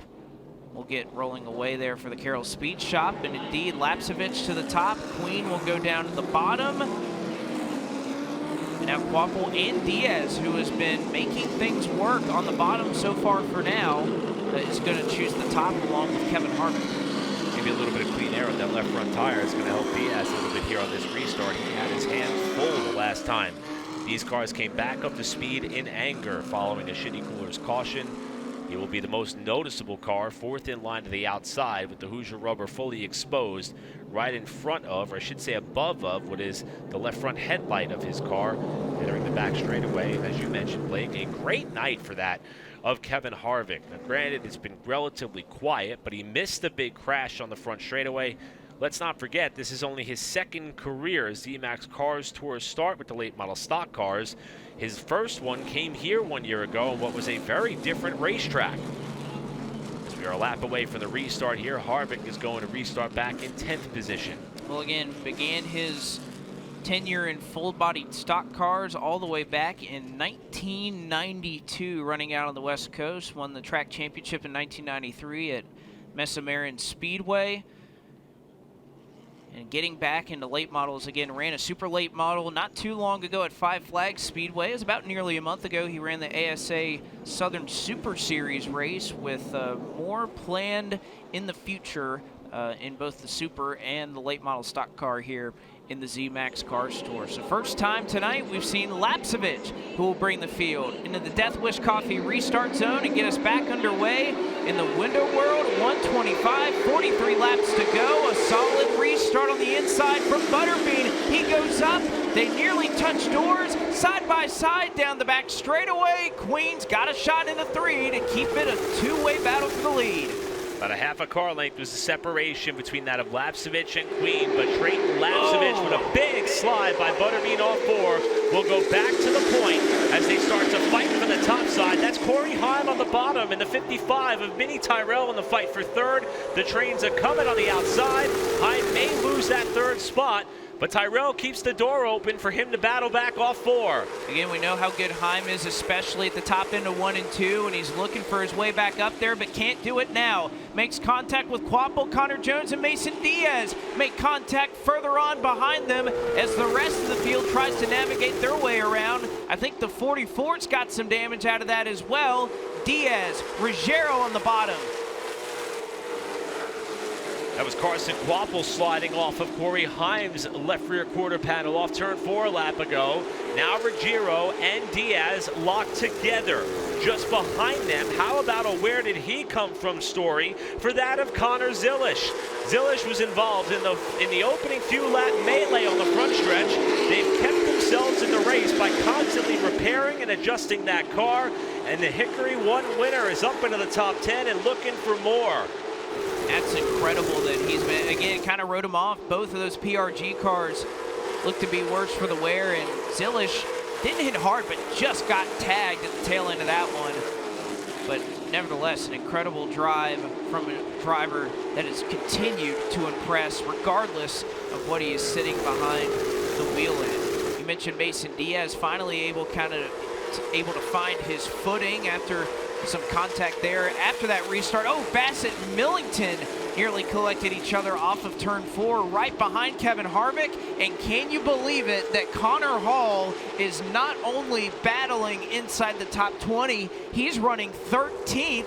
And you could make the argument he has a shot at a top 10 at a car that looks like you would have been calling 2 years ago. And look at the car that's diving underneath him. That's Brent Cruz, your top 2 in the championship when this night started. Beaten, battered, bruised, and now vying for an opportunity to get up there and maybe wrestle for a top 10 spot. For Cruz, it is the right side of his race car that is bandaged up as if it's been in a heavyweight title fight, with the Pro Late Model winner Tristan McKee pressuring them both. And you know, Noah was talking to Matthew Dillner earlier today. He said his brother Bob was going to be calling the action at the stadium tonight. Well, looks like something that may be running out there. But again, we talk about managing tire temperatures. With this tire, not necessarily saving it, or it's one way to do it. Get the clean air on it and let it cool it down. And it is working for Connor Hall right now. So impressive what he and Nelson Motorsports may be able to pull off, as again, the amount of points he may lose tonight may not be so bad for that number 22 car. The groove has moved, and it has moved nearly all the way to the top side in 1 and 2. We don't mean the middle. They are starting to run above some of those white lines, and Lapsovich leading them and kind of running a little bit lower than what we're seeing in the majority of the field right now. Behind them, cars are really starting to kind of rip the cushion in a way. And it's funny you say that. I looked up and saw what looked to be a puff of smoke not that long ago towards turn number 1, and it was actually the field, as you said, Blake, starting to kick up some of that speedy dry that's been sitting there since lap 8. They really are starting to dust off that top lane and brush some of that area that hasn't seen Hoosier rubber all night long.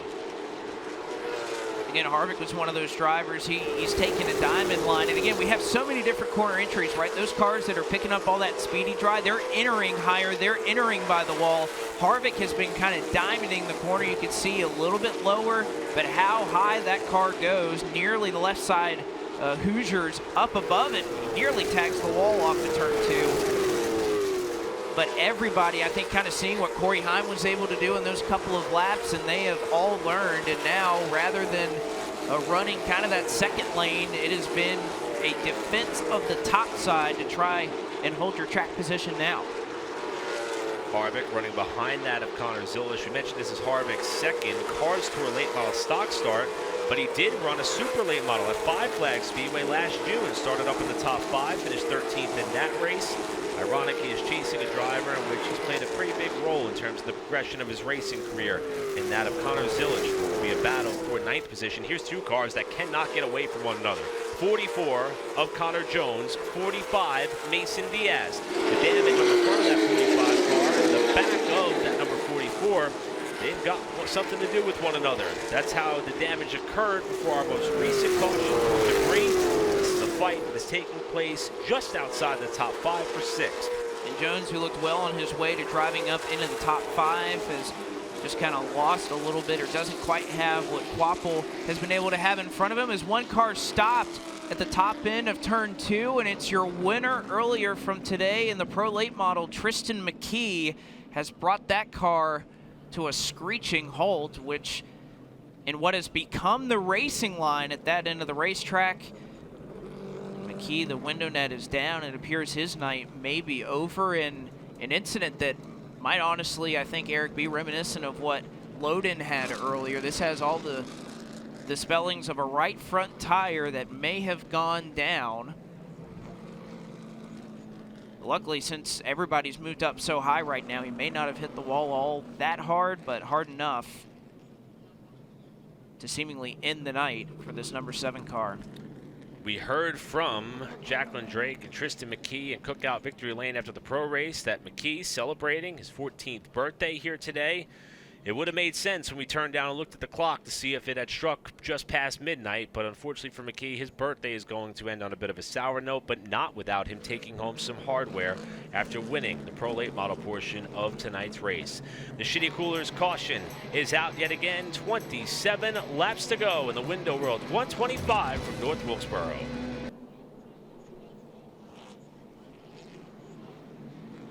You can see the results of the choose once again as we inch ever closer to the end of the Window World 125 in North Wilkesboro. Just over 25 laps remain to settle this one. It is once again Lapsovich and Queen, your top two, into the Death Wish Coffee restart zone.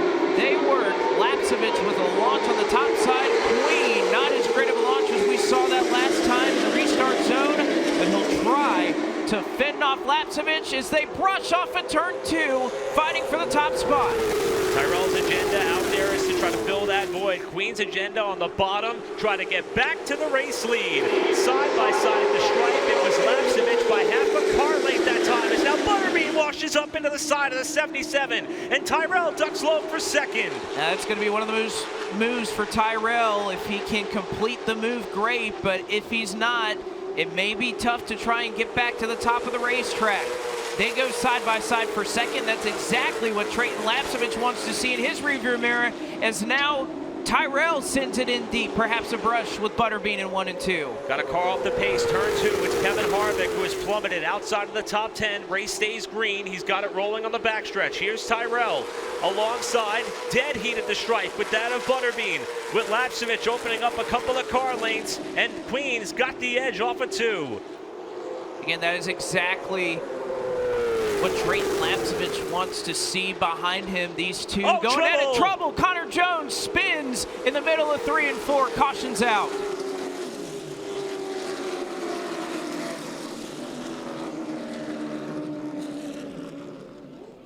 Saw another piece of debris flying out from the back end of that number 44 car as it came to rest and made heavy contact with the outside wall.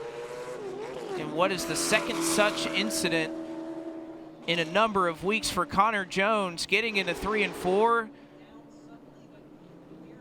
And goes around there, no contact, but clearly something amiss on that 44 as he went down into turn 3 and buckles the back end of the bodywork on that number 44 car. There's a bit of car length of separation between the back bumper of his car and the front bumper of Carson Quapple, who was his nearest pursuer in what was a battle for 5th at the time. Jones, as you can see, has pretty much pushed that bodywork skyward there on the right rear of that race car to the point where you can see the fuel cell pretty much being exposed on that quadrant of his number 44 car. And the Fredericksburg, Virginia native, who had a top 5 effort going, is now going to plummet to the bottom of the running order, and they'll have to see if they're going to have to make any amendments to that car before we can see him back in pace.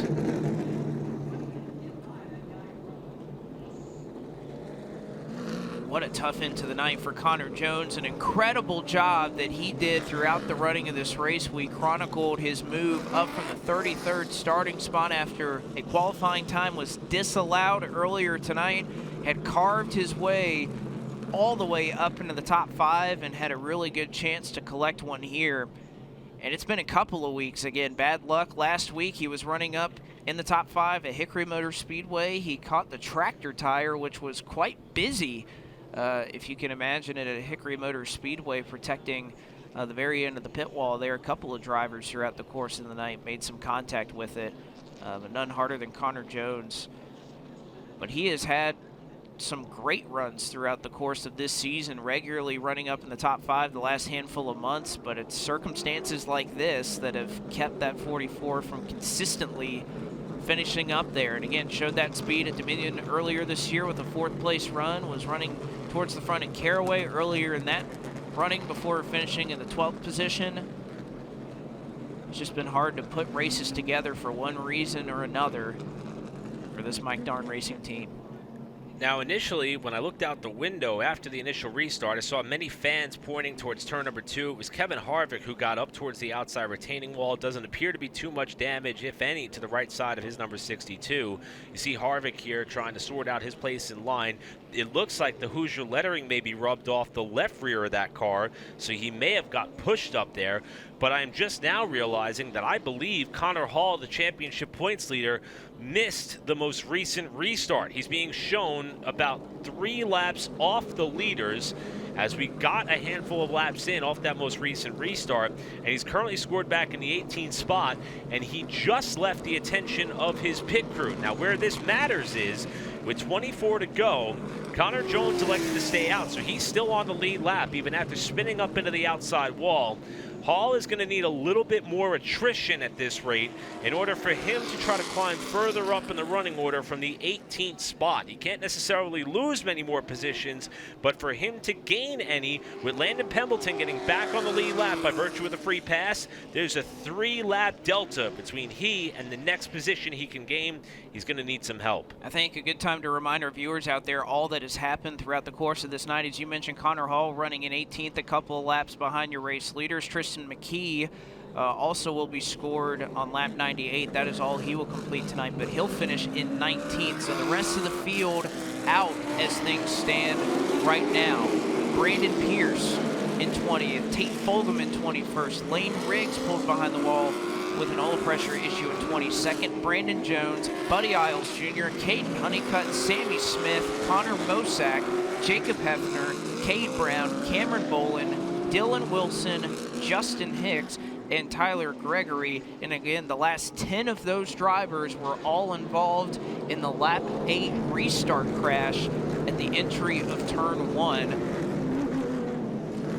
And it has been that type of night, a lot of attrition here tonight. Again, mostly isolated around that single incident. Aside from that, it has been somewhat of a clean running. We saw the same in the Pro Late models. We had a tire go down for Nick Loden earlier in the night, but so far we wondered coming in if the aggression level would kind of stay peaked where it has been at in the last number of races here, both in the Zmax Car Store and in a number of late model stock car races that we've seen. But I think the speed here at this track has kind of tempered that a little bit, but who knows? We still have about 25 laps left to settle this one, and have seen quite a bit of aggression in trying to make these passes that are so difficult to come by with how that outside line is rolling in turns 1 and 2 right now. Same setup at the front of the field. Trayton Lapsovich, Brendan Queen, 24 laps to settle it here at North Wilkesboro. Who gets to ride the elevator? We're backing our way.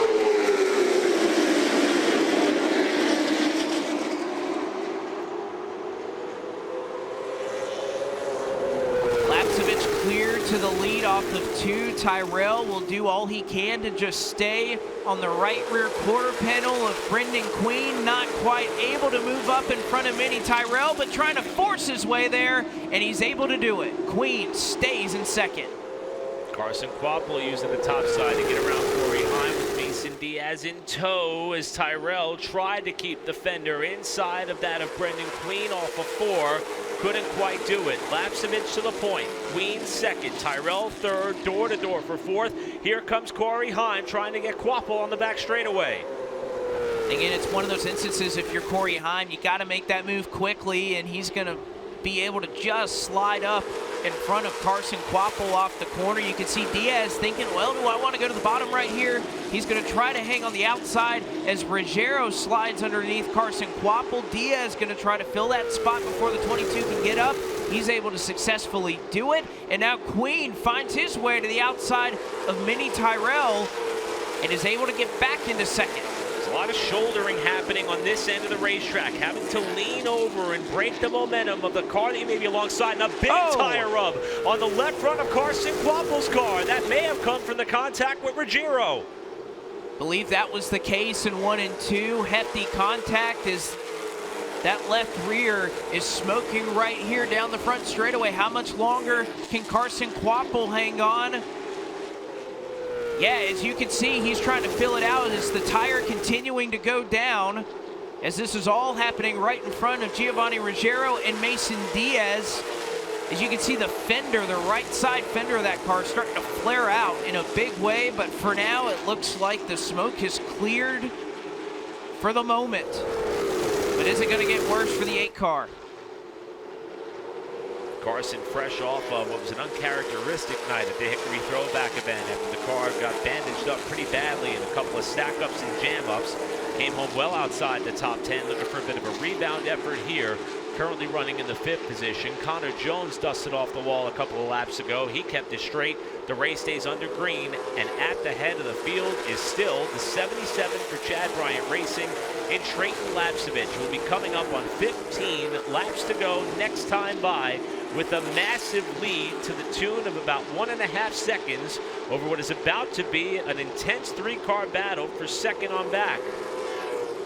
There's a right side skirt as well for Carson Quapple that was flared out. We'll see if he continues to hang on. But again, all that battling between Queen and Tyrell pretty much gave Trayton Lapsovich exactly what he wanted, nearly 1.5 seconds, and still continuing to grow out the rear window where he does not have to worry about a thing. And with the fact that we've had so much attrition, I nearly think he's going to have to worry about any lap cars either. As with 15 laps to go, the field has single filed out behind Queen in second. Then you have Tyrell, Heim, and Quapple hanging on to a top 5 spot right now. You mentioned kind of the climb for Connor Zilla. She's managed to get that car back up into the 8th position, and haven't talked too much tonight about Ronnie Bassett Jr. He's hanging on to a solid top 10 right now, and we talked about Kevin Harvick falling back at the beginning of this restart. He's found his way back up into 12th and gained a number of spots on this restart. Harvick currently running behind his teammate in the car in which he owns as well, the number 29 of Brent Cruz, who tails this battle between Zilish, Millington, Bassett, Cruz, and there's Harvick, the 5th car in line. This is for about the 8th position on back. Again, what a week-long effort here for Ronnie Bassett Jr. and his family-owned racing team that was able to bask, and I hope really enjoy, again, not in the circumstances, I'm sure, of which he would have liked to gather his first Zmax Cars Tour win, but nevertheless, a very popular win down in the pit area. Was wearing that D. Campbell throwback and was wondering, you know, as we pulled up here, you're 1 for 1 in the D. Campbell throwback, and you're 0 for in the rest of your Zmax Cars Tour runs. And again, he's been close to winning a number of races as well, but was wondering if we were going to see that 14 car make another appearance. I mean, I know racers are pretty superstitious when it comes to those things, but perhaps one and done, perfect record for the Campbell family. That'll make the Campbells and the Roaches all very pleased with the effort that he had at Hickory Motor Speedway last week. And again, a driver who had not led a lap in the Zmax Cars Tour, Ronnie Bassett Jr. went to victory lane at Hickory Motor Speedway a week ago. Same could be said tonight for Trayton Lapsovich, who had not led a single lap in his Zmax Cars Tour career in his Bilstein Shocks rookie season. And yet here he is, 7 laps to go and well on his way. If things can stay green, that gap that was about 1.5 seconds has already extended to 2 seconds with 7 laps to go. And we talked about the potential for championship-defining moments, like what Connor Hall and his Nelson Motorsports team are doing here tonight.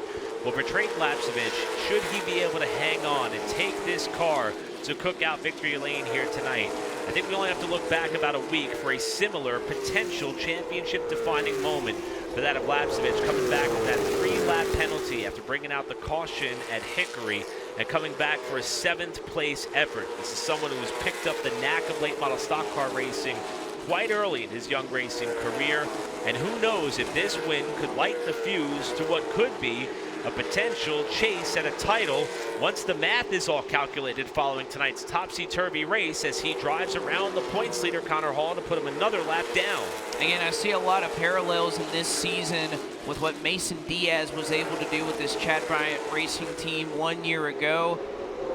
The strong runs were showing themselves, no doubt, but then once you stamped it with a win, you really had to watch out for Mason Diaz throughout the running of the rest of the season. As speaking of Diaz, he's into the outside wall off of turn 4. He's off the pace. 3 laps to go. Can he make it back around to the finish? Oh, trouble now. We got Brandon Pierce in the wall in the same spot. Oh, Lapsovich is involved. Wow. There's oil down in 3 and 4, and Lapsovich may have just brushed the wall as he slid in it. And what an incredible save as he missed Brandon Pierce by mere inches trying to collect that car back up. The first car we saw go high was the 45 of Diaz. Ryan Millington did the exact same thing about 3 cars behind him And then it was Pierce who was the next in line to have the biggest of moments in spin. And once Lapsovich got there, it appears he did not have much control over his race car. Is there damage to the right side of the 77? Look at that right front tire. I don't know if that thing skewed out a little bit. I cannot believe that Lapsovich saved that. I mean, that was unbelievable. Fluid clearly down on the racetrack. I mean, you can see, yeah, you can see the marks. Several cars experiencing issues, and yeah, you could see the liquid leaking out of the back end of the Carroll Speed Shop #2 of Brandon Pierce. I mean, look at this again. So, yes, Lapsovich, I mean, look, he's on corner entry, he's sliding, he's dirt tracking it. There's a car sitting in the middle of the racetrack. He drives through that and the marbles and missed him. I mean, he may have gathered some damage, but that is an all-time level of driving right there from Trayton Lapsovich. He did catch the outside retaining wall. He did. With the right side of that race car, and at a racetrack as fast and precise as the newly paved North Wilkesboro Speedway, is that damage sustained going to be enough to derail what could have been an inaugural race-winning effort for he and that team? Regardless, that is an MPI Wheelman of the Race move, Wheelman of the Year right there. I can't believe he saved that race car. That is unreal. I mean, that's just simply unreal. And you bring up a great point. Is that damage going to be something that in just a 2 or 3 lap dash, we'll see exactly what it is. I think we have 4 laps to go, as a matter of fact. Is that going to be enough to hurt the handling of his race car, just enough for Queen or Tyrell, Heim, somebody else to take a shot into turns 1 and 2 if he can't get a great restart? Meanwhile, Brandon Pierce has brought his car to the pit lane, as has that of Connor Jones. Not quite sure who the offender might have been. This was the first car that we saw go up the racetrack. Watch the 45, little white car. And I think that fluid came from Gio Ruggiero. That was the 22 car just in front of Diaz that appeared to be dropping fluid right away. That 22 is still on the racetrack, and I'm not sure if he was running back over it or if that fluid was coming from that car. Again, you can see some damage from the 22 car. That kind of happened with a lot of the battling that was going on with that car that was in front of him and Carson Quapple. So trying to find the source of that. I know Pierce, who again was sitting at the top end of the racetrack, he was definitely leaking fluid, but that was on his drive back to the pit area, and he may not have been the initial one where that was being laid down.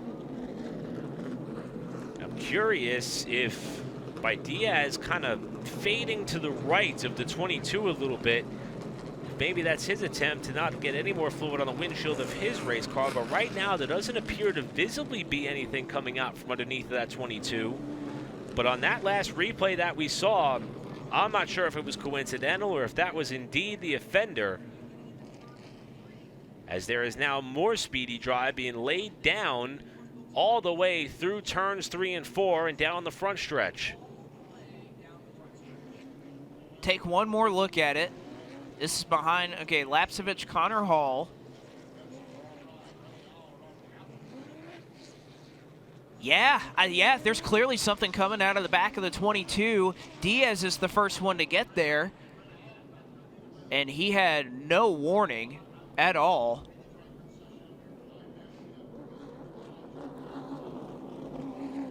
And clearly, I mean, that's where it came out. Diaz had no warning. He hits the outside wall.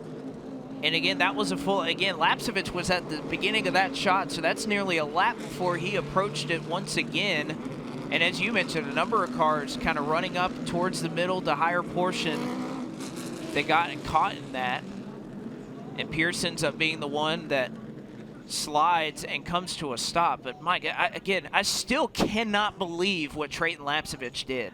Yeah, the fact that he slid in that, kept his foot in it, not only didn't hit the wall hard, it's one thing just to not hit the wall, but then to have Brandon Pierce sitting in the middle of the racetrack and somehow wedge your way between Brandon Pierce and the wall. I mean, again, unbelievable stuff. Yeah, and let's not forget, Pierce was facing essentially driver's side first to what would have been a direct T-bone impact from Lapsovich to the Carroll Speed Shop number 2.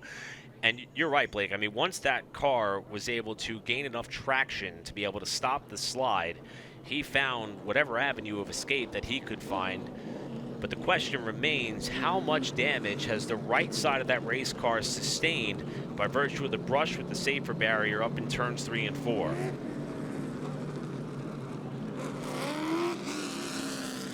See if he can hang on. Again, you have two very hungry, capable drivers in Brendan Queen, who's looking to go to victory lane yet again in 2024, and Tyrell, who hasn't been back since 2021. Again, here's Lapsovich. I mean, he's dead sideways. You can see him slipping in the fluid.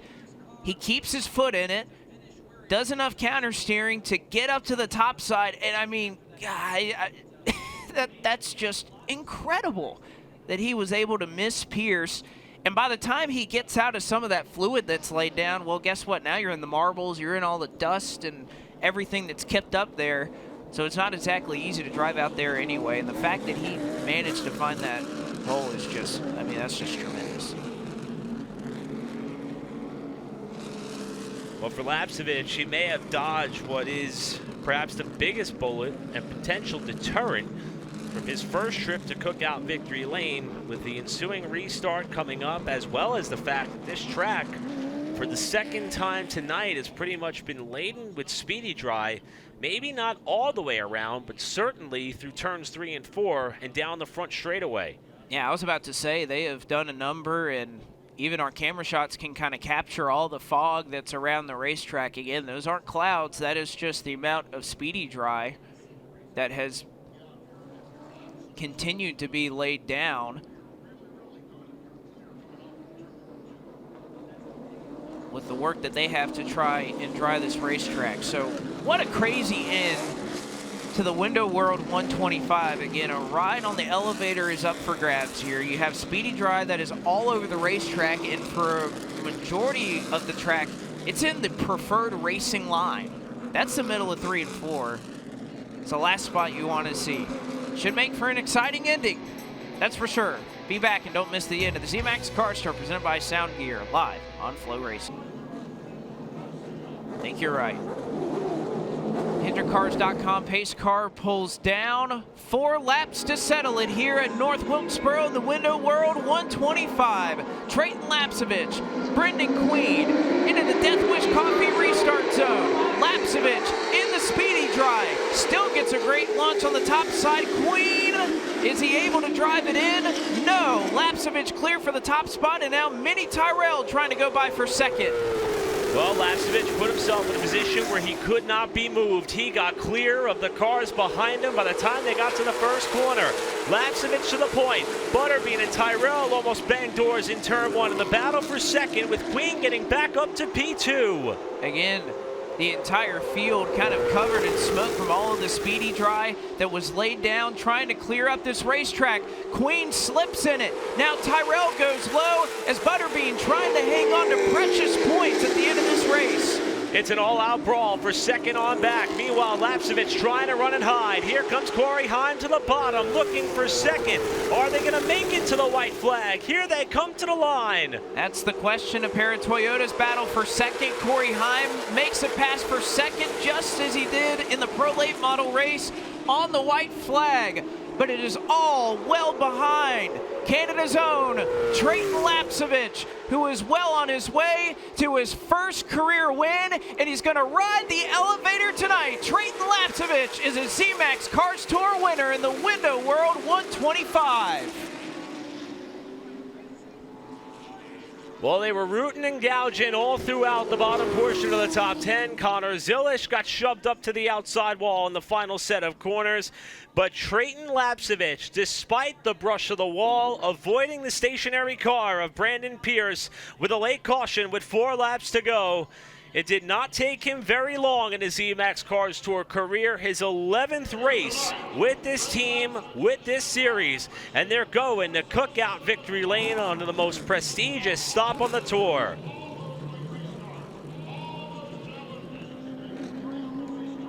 And for the third time this season, we get to crown a new winner in the Zmax Cars Tour presented by Sound Gear as Trayton Lapsovich will join Connor Zilish and last week's winner, the throwback 276 at Hickory, and Ronnie Bassett Jr., who will pull into Cookout Victory Lane and carry the VP Racing Fuels checkered flag there for the first time, as Lapsovich will salute many of the fans who deservingly so stuck it out with us, not only tonight, but for the last 2.5 months to get the running of this race in.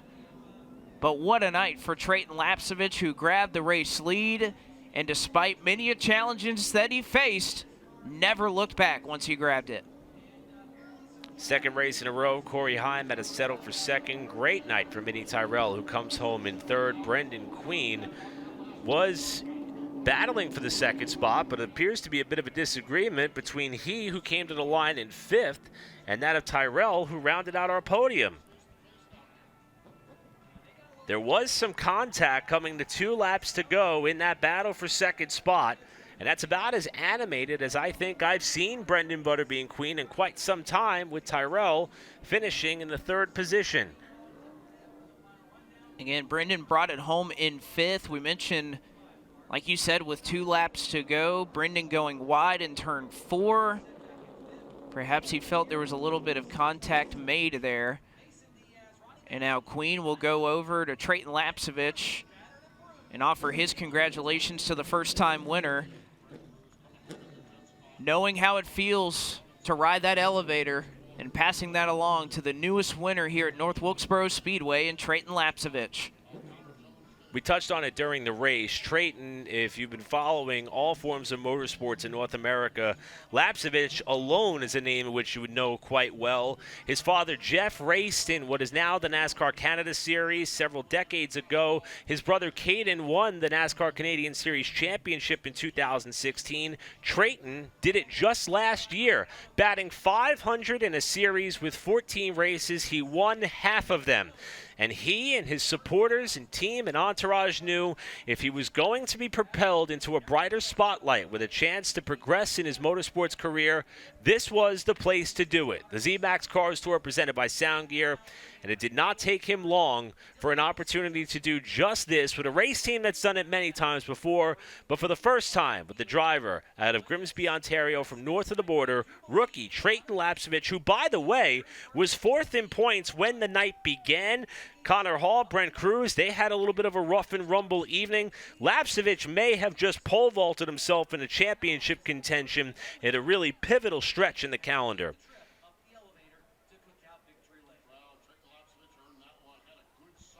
Again, the sponsor on that car is Bare Knuckle Fighting. He had to bare knuckle this one all the way through, as now he will take one of the greatest rides in motorsports as he gets to ride the elevator up at North Wilkesboro Speedway, and once again becomes somebody who does it for the first time. Tristan McKee did it in the Pro Late models earlier tonight. You can already see a big smile. The helmet, the Hans, everything is off. Trayton Lapsovich is ready to climb out and celebrate this race that has already dipped into Sunday morning on the East Coast. And again, what a special night that we have seen. So much competition in this series, Eric, and we talk about veteran experience mattering, but yet at the end of the night, we once again see another first-time winner, and I don't think he'll be deterred at all that, well, the elevator's kind of stopped right now. I think he'll soak up every moment of it. Yeah, might as well take your time. Hey, the good news for him, unlike Tristan McKee in the pro race, he doesn't have to climb out of his race car, run on over to another one, and get ready to do battle yet again. They could actually take some time to enjoy this one for that of Trayton and that Chad Bryant Racing team. 8th different winner in 11 races. We're heading to Ace Speedway. I was about to say 6 nights from now. It's actually 5, being that we've just crossed into Sunday morning. Friday night, August 9th. And, of course, the Bull Ring at Wake County Speedway, August 24th. And then Florence Motor Speedway to wrap out the month of August on Friday, August 30th, with Lapsovich hoping that he has just flipped the switch for the opportunity to get up to victory lane. And the reports that we're getting is it may be pretty Yeah, it looks tight like they're trying to somehow fit that car onto the elevator. Which, again, it fit on there, but it may not. I don't know. They're definitely trying to readjust the position so they can move it all the way up to be able to move the car into Cookout Victory Lane.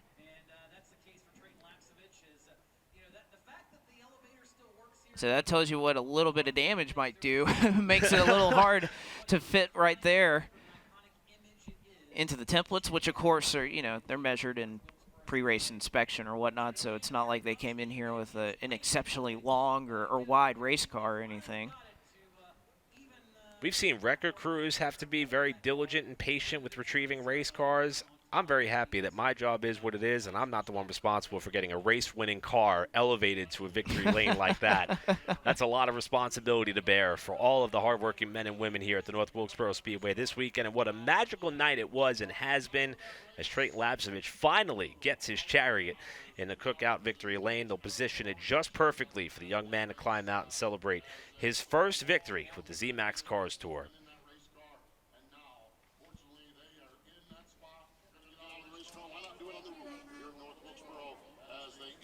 As you can see, the choreography is not quite done yet, as they got to make sure that this car is pointed in the right direction to give Trayton a chance to climb out and celebrate with this team that's been behind him since the start of the season. And again, once the math is all crunched and the numbers all kind of settle down a little bit, we may be talking about Trayton Lapsovich as a potential championship contender for the ladder stretch run for the Zmax Cars Tour title. So we have Tristan McKee, who turned 14 yesterday, I guess if you want to say that. We have Trayton Lapsovich, who is 20 years old. Again, interesting trophy that both of those young men are going to be able to enjoy with one that is so unique here at North Wilkesboro Speedway. But I don't think he wants to wait any longer to climb out and Cookout Victory Lane for his first win in the Zmax Cars Tour. We'll toss it down to Jacqueline Drake.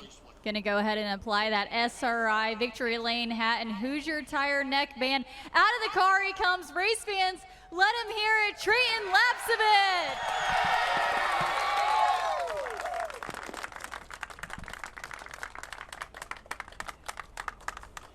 What a celebration for the young man, and only his 11th start here in the Cars Tour, and a win underneath the Chad Bryant Racing ribbon.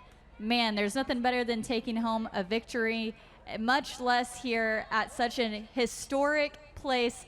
Trayton, first off, congratulations. I just have to ask, what does it feel right now to say that you're now a Cars Tour winner?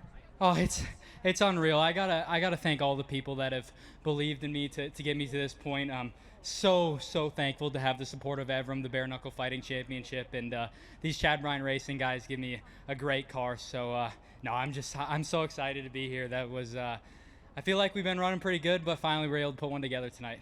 You had a really strong night, but you had us all on the edge of our seats whenever you slid off into turns 3 and 4. You were able to save it and avoid the accident that was out that way. What was going through your mind when that happened? I thought it was over, honestly. I hit oil there. We couldn't even tell that there was oil on the track, and I hit it, just was able to squeak by the outside of the 2.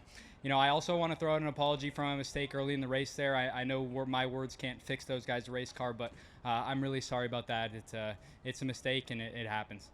Well, aside from that, congratulations. You're now a Cars Tour winner. Trayton Lapsovich, your winner tonight in the Zmax Cars Tour Late Model Stock Division. Hats off to Trayton for acknowledging the stack-up that happened on the restart there, even in what is one of the best moments of his young racing career. Celebrating a Cookout Victory Lane, he gapped the field by a second at the finish over Corey Heim, who's walking away with 2 runner-up results here on the night. Minnie Tyrell with the hard-fought 3rd. Carson Quapple, Brendan Butterbean Queen, your top 5. Giovanni Ruggiero hangs on for 6th. Mason Diaz, again, he was another one that kind of slid in the oil there, made contact with the wall. What an impressive night for Mason Diaz, who fought and clawed for a 7th place effort tonight. Ronnie Bassett Jr. talked about him just making his way up into the top 10 late in the going. Solid 8th place run for him. Ryan Millington 9th, and then Brent Cruz talked about this battle for the championship, able to muster a top 10 in a race that could have not gone that well for that number 29 team. Next page of finishers, see that of Kevin Harvick, who again battled back from getting knocked up towards the wall to finish at 11th spot. Landon Pembleton had a quiet night. How about Landon Huffman, 13th? Connor Jones, despite the damage, was 14th. Zilish was in a top 10 spot until he got moved out of the way in the final couple of corners. And then you've got Burrow, Wilk, Connor Hall in the never say die effort of the 2024 season thus far, 18th. May be one of the worst results they put together on the season, but considering what they've had to do to get there, that could be a championship defining moment for that organization. No doubt about it. Brandon Pierce finishes 9 laps down. Tristan McKee rounded out the top 20, and the rest of the field did not see the end of this one. Tate Fogelman, Lane Riggs, Jones, Buddy Isles Jr., Caden Honeycutt, Sammy Smith, Connor Mosack, Jacob Hefner, Cade Brown, Cameron Bolin, as well as a few other cars. Dylan Wilson, Justin Hicks, and Tyler Gregory, who rounded out your 33-car field tonight.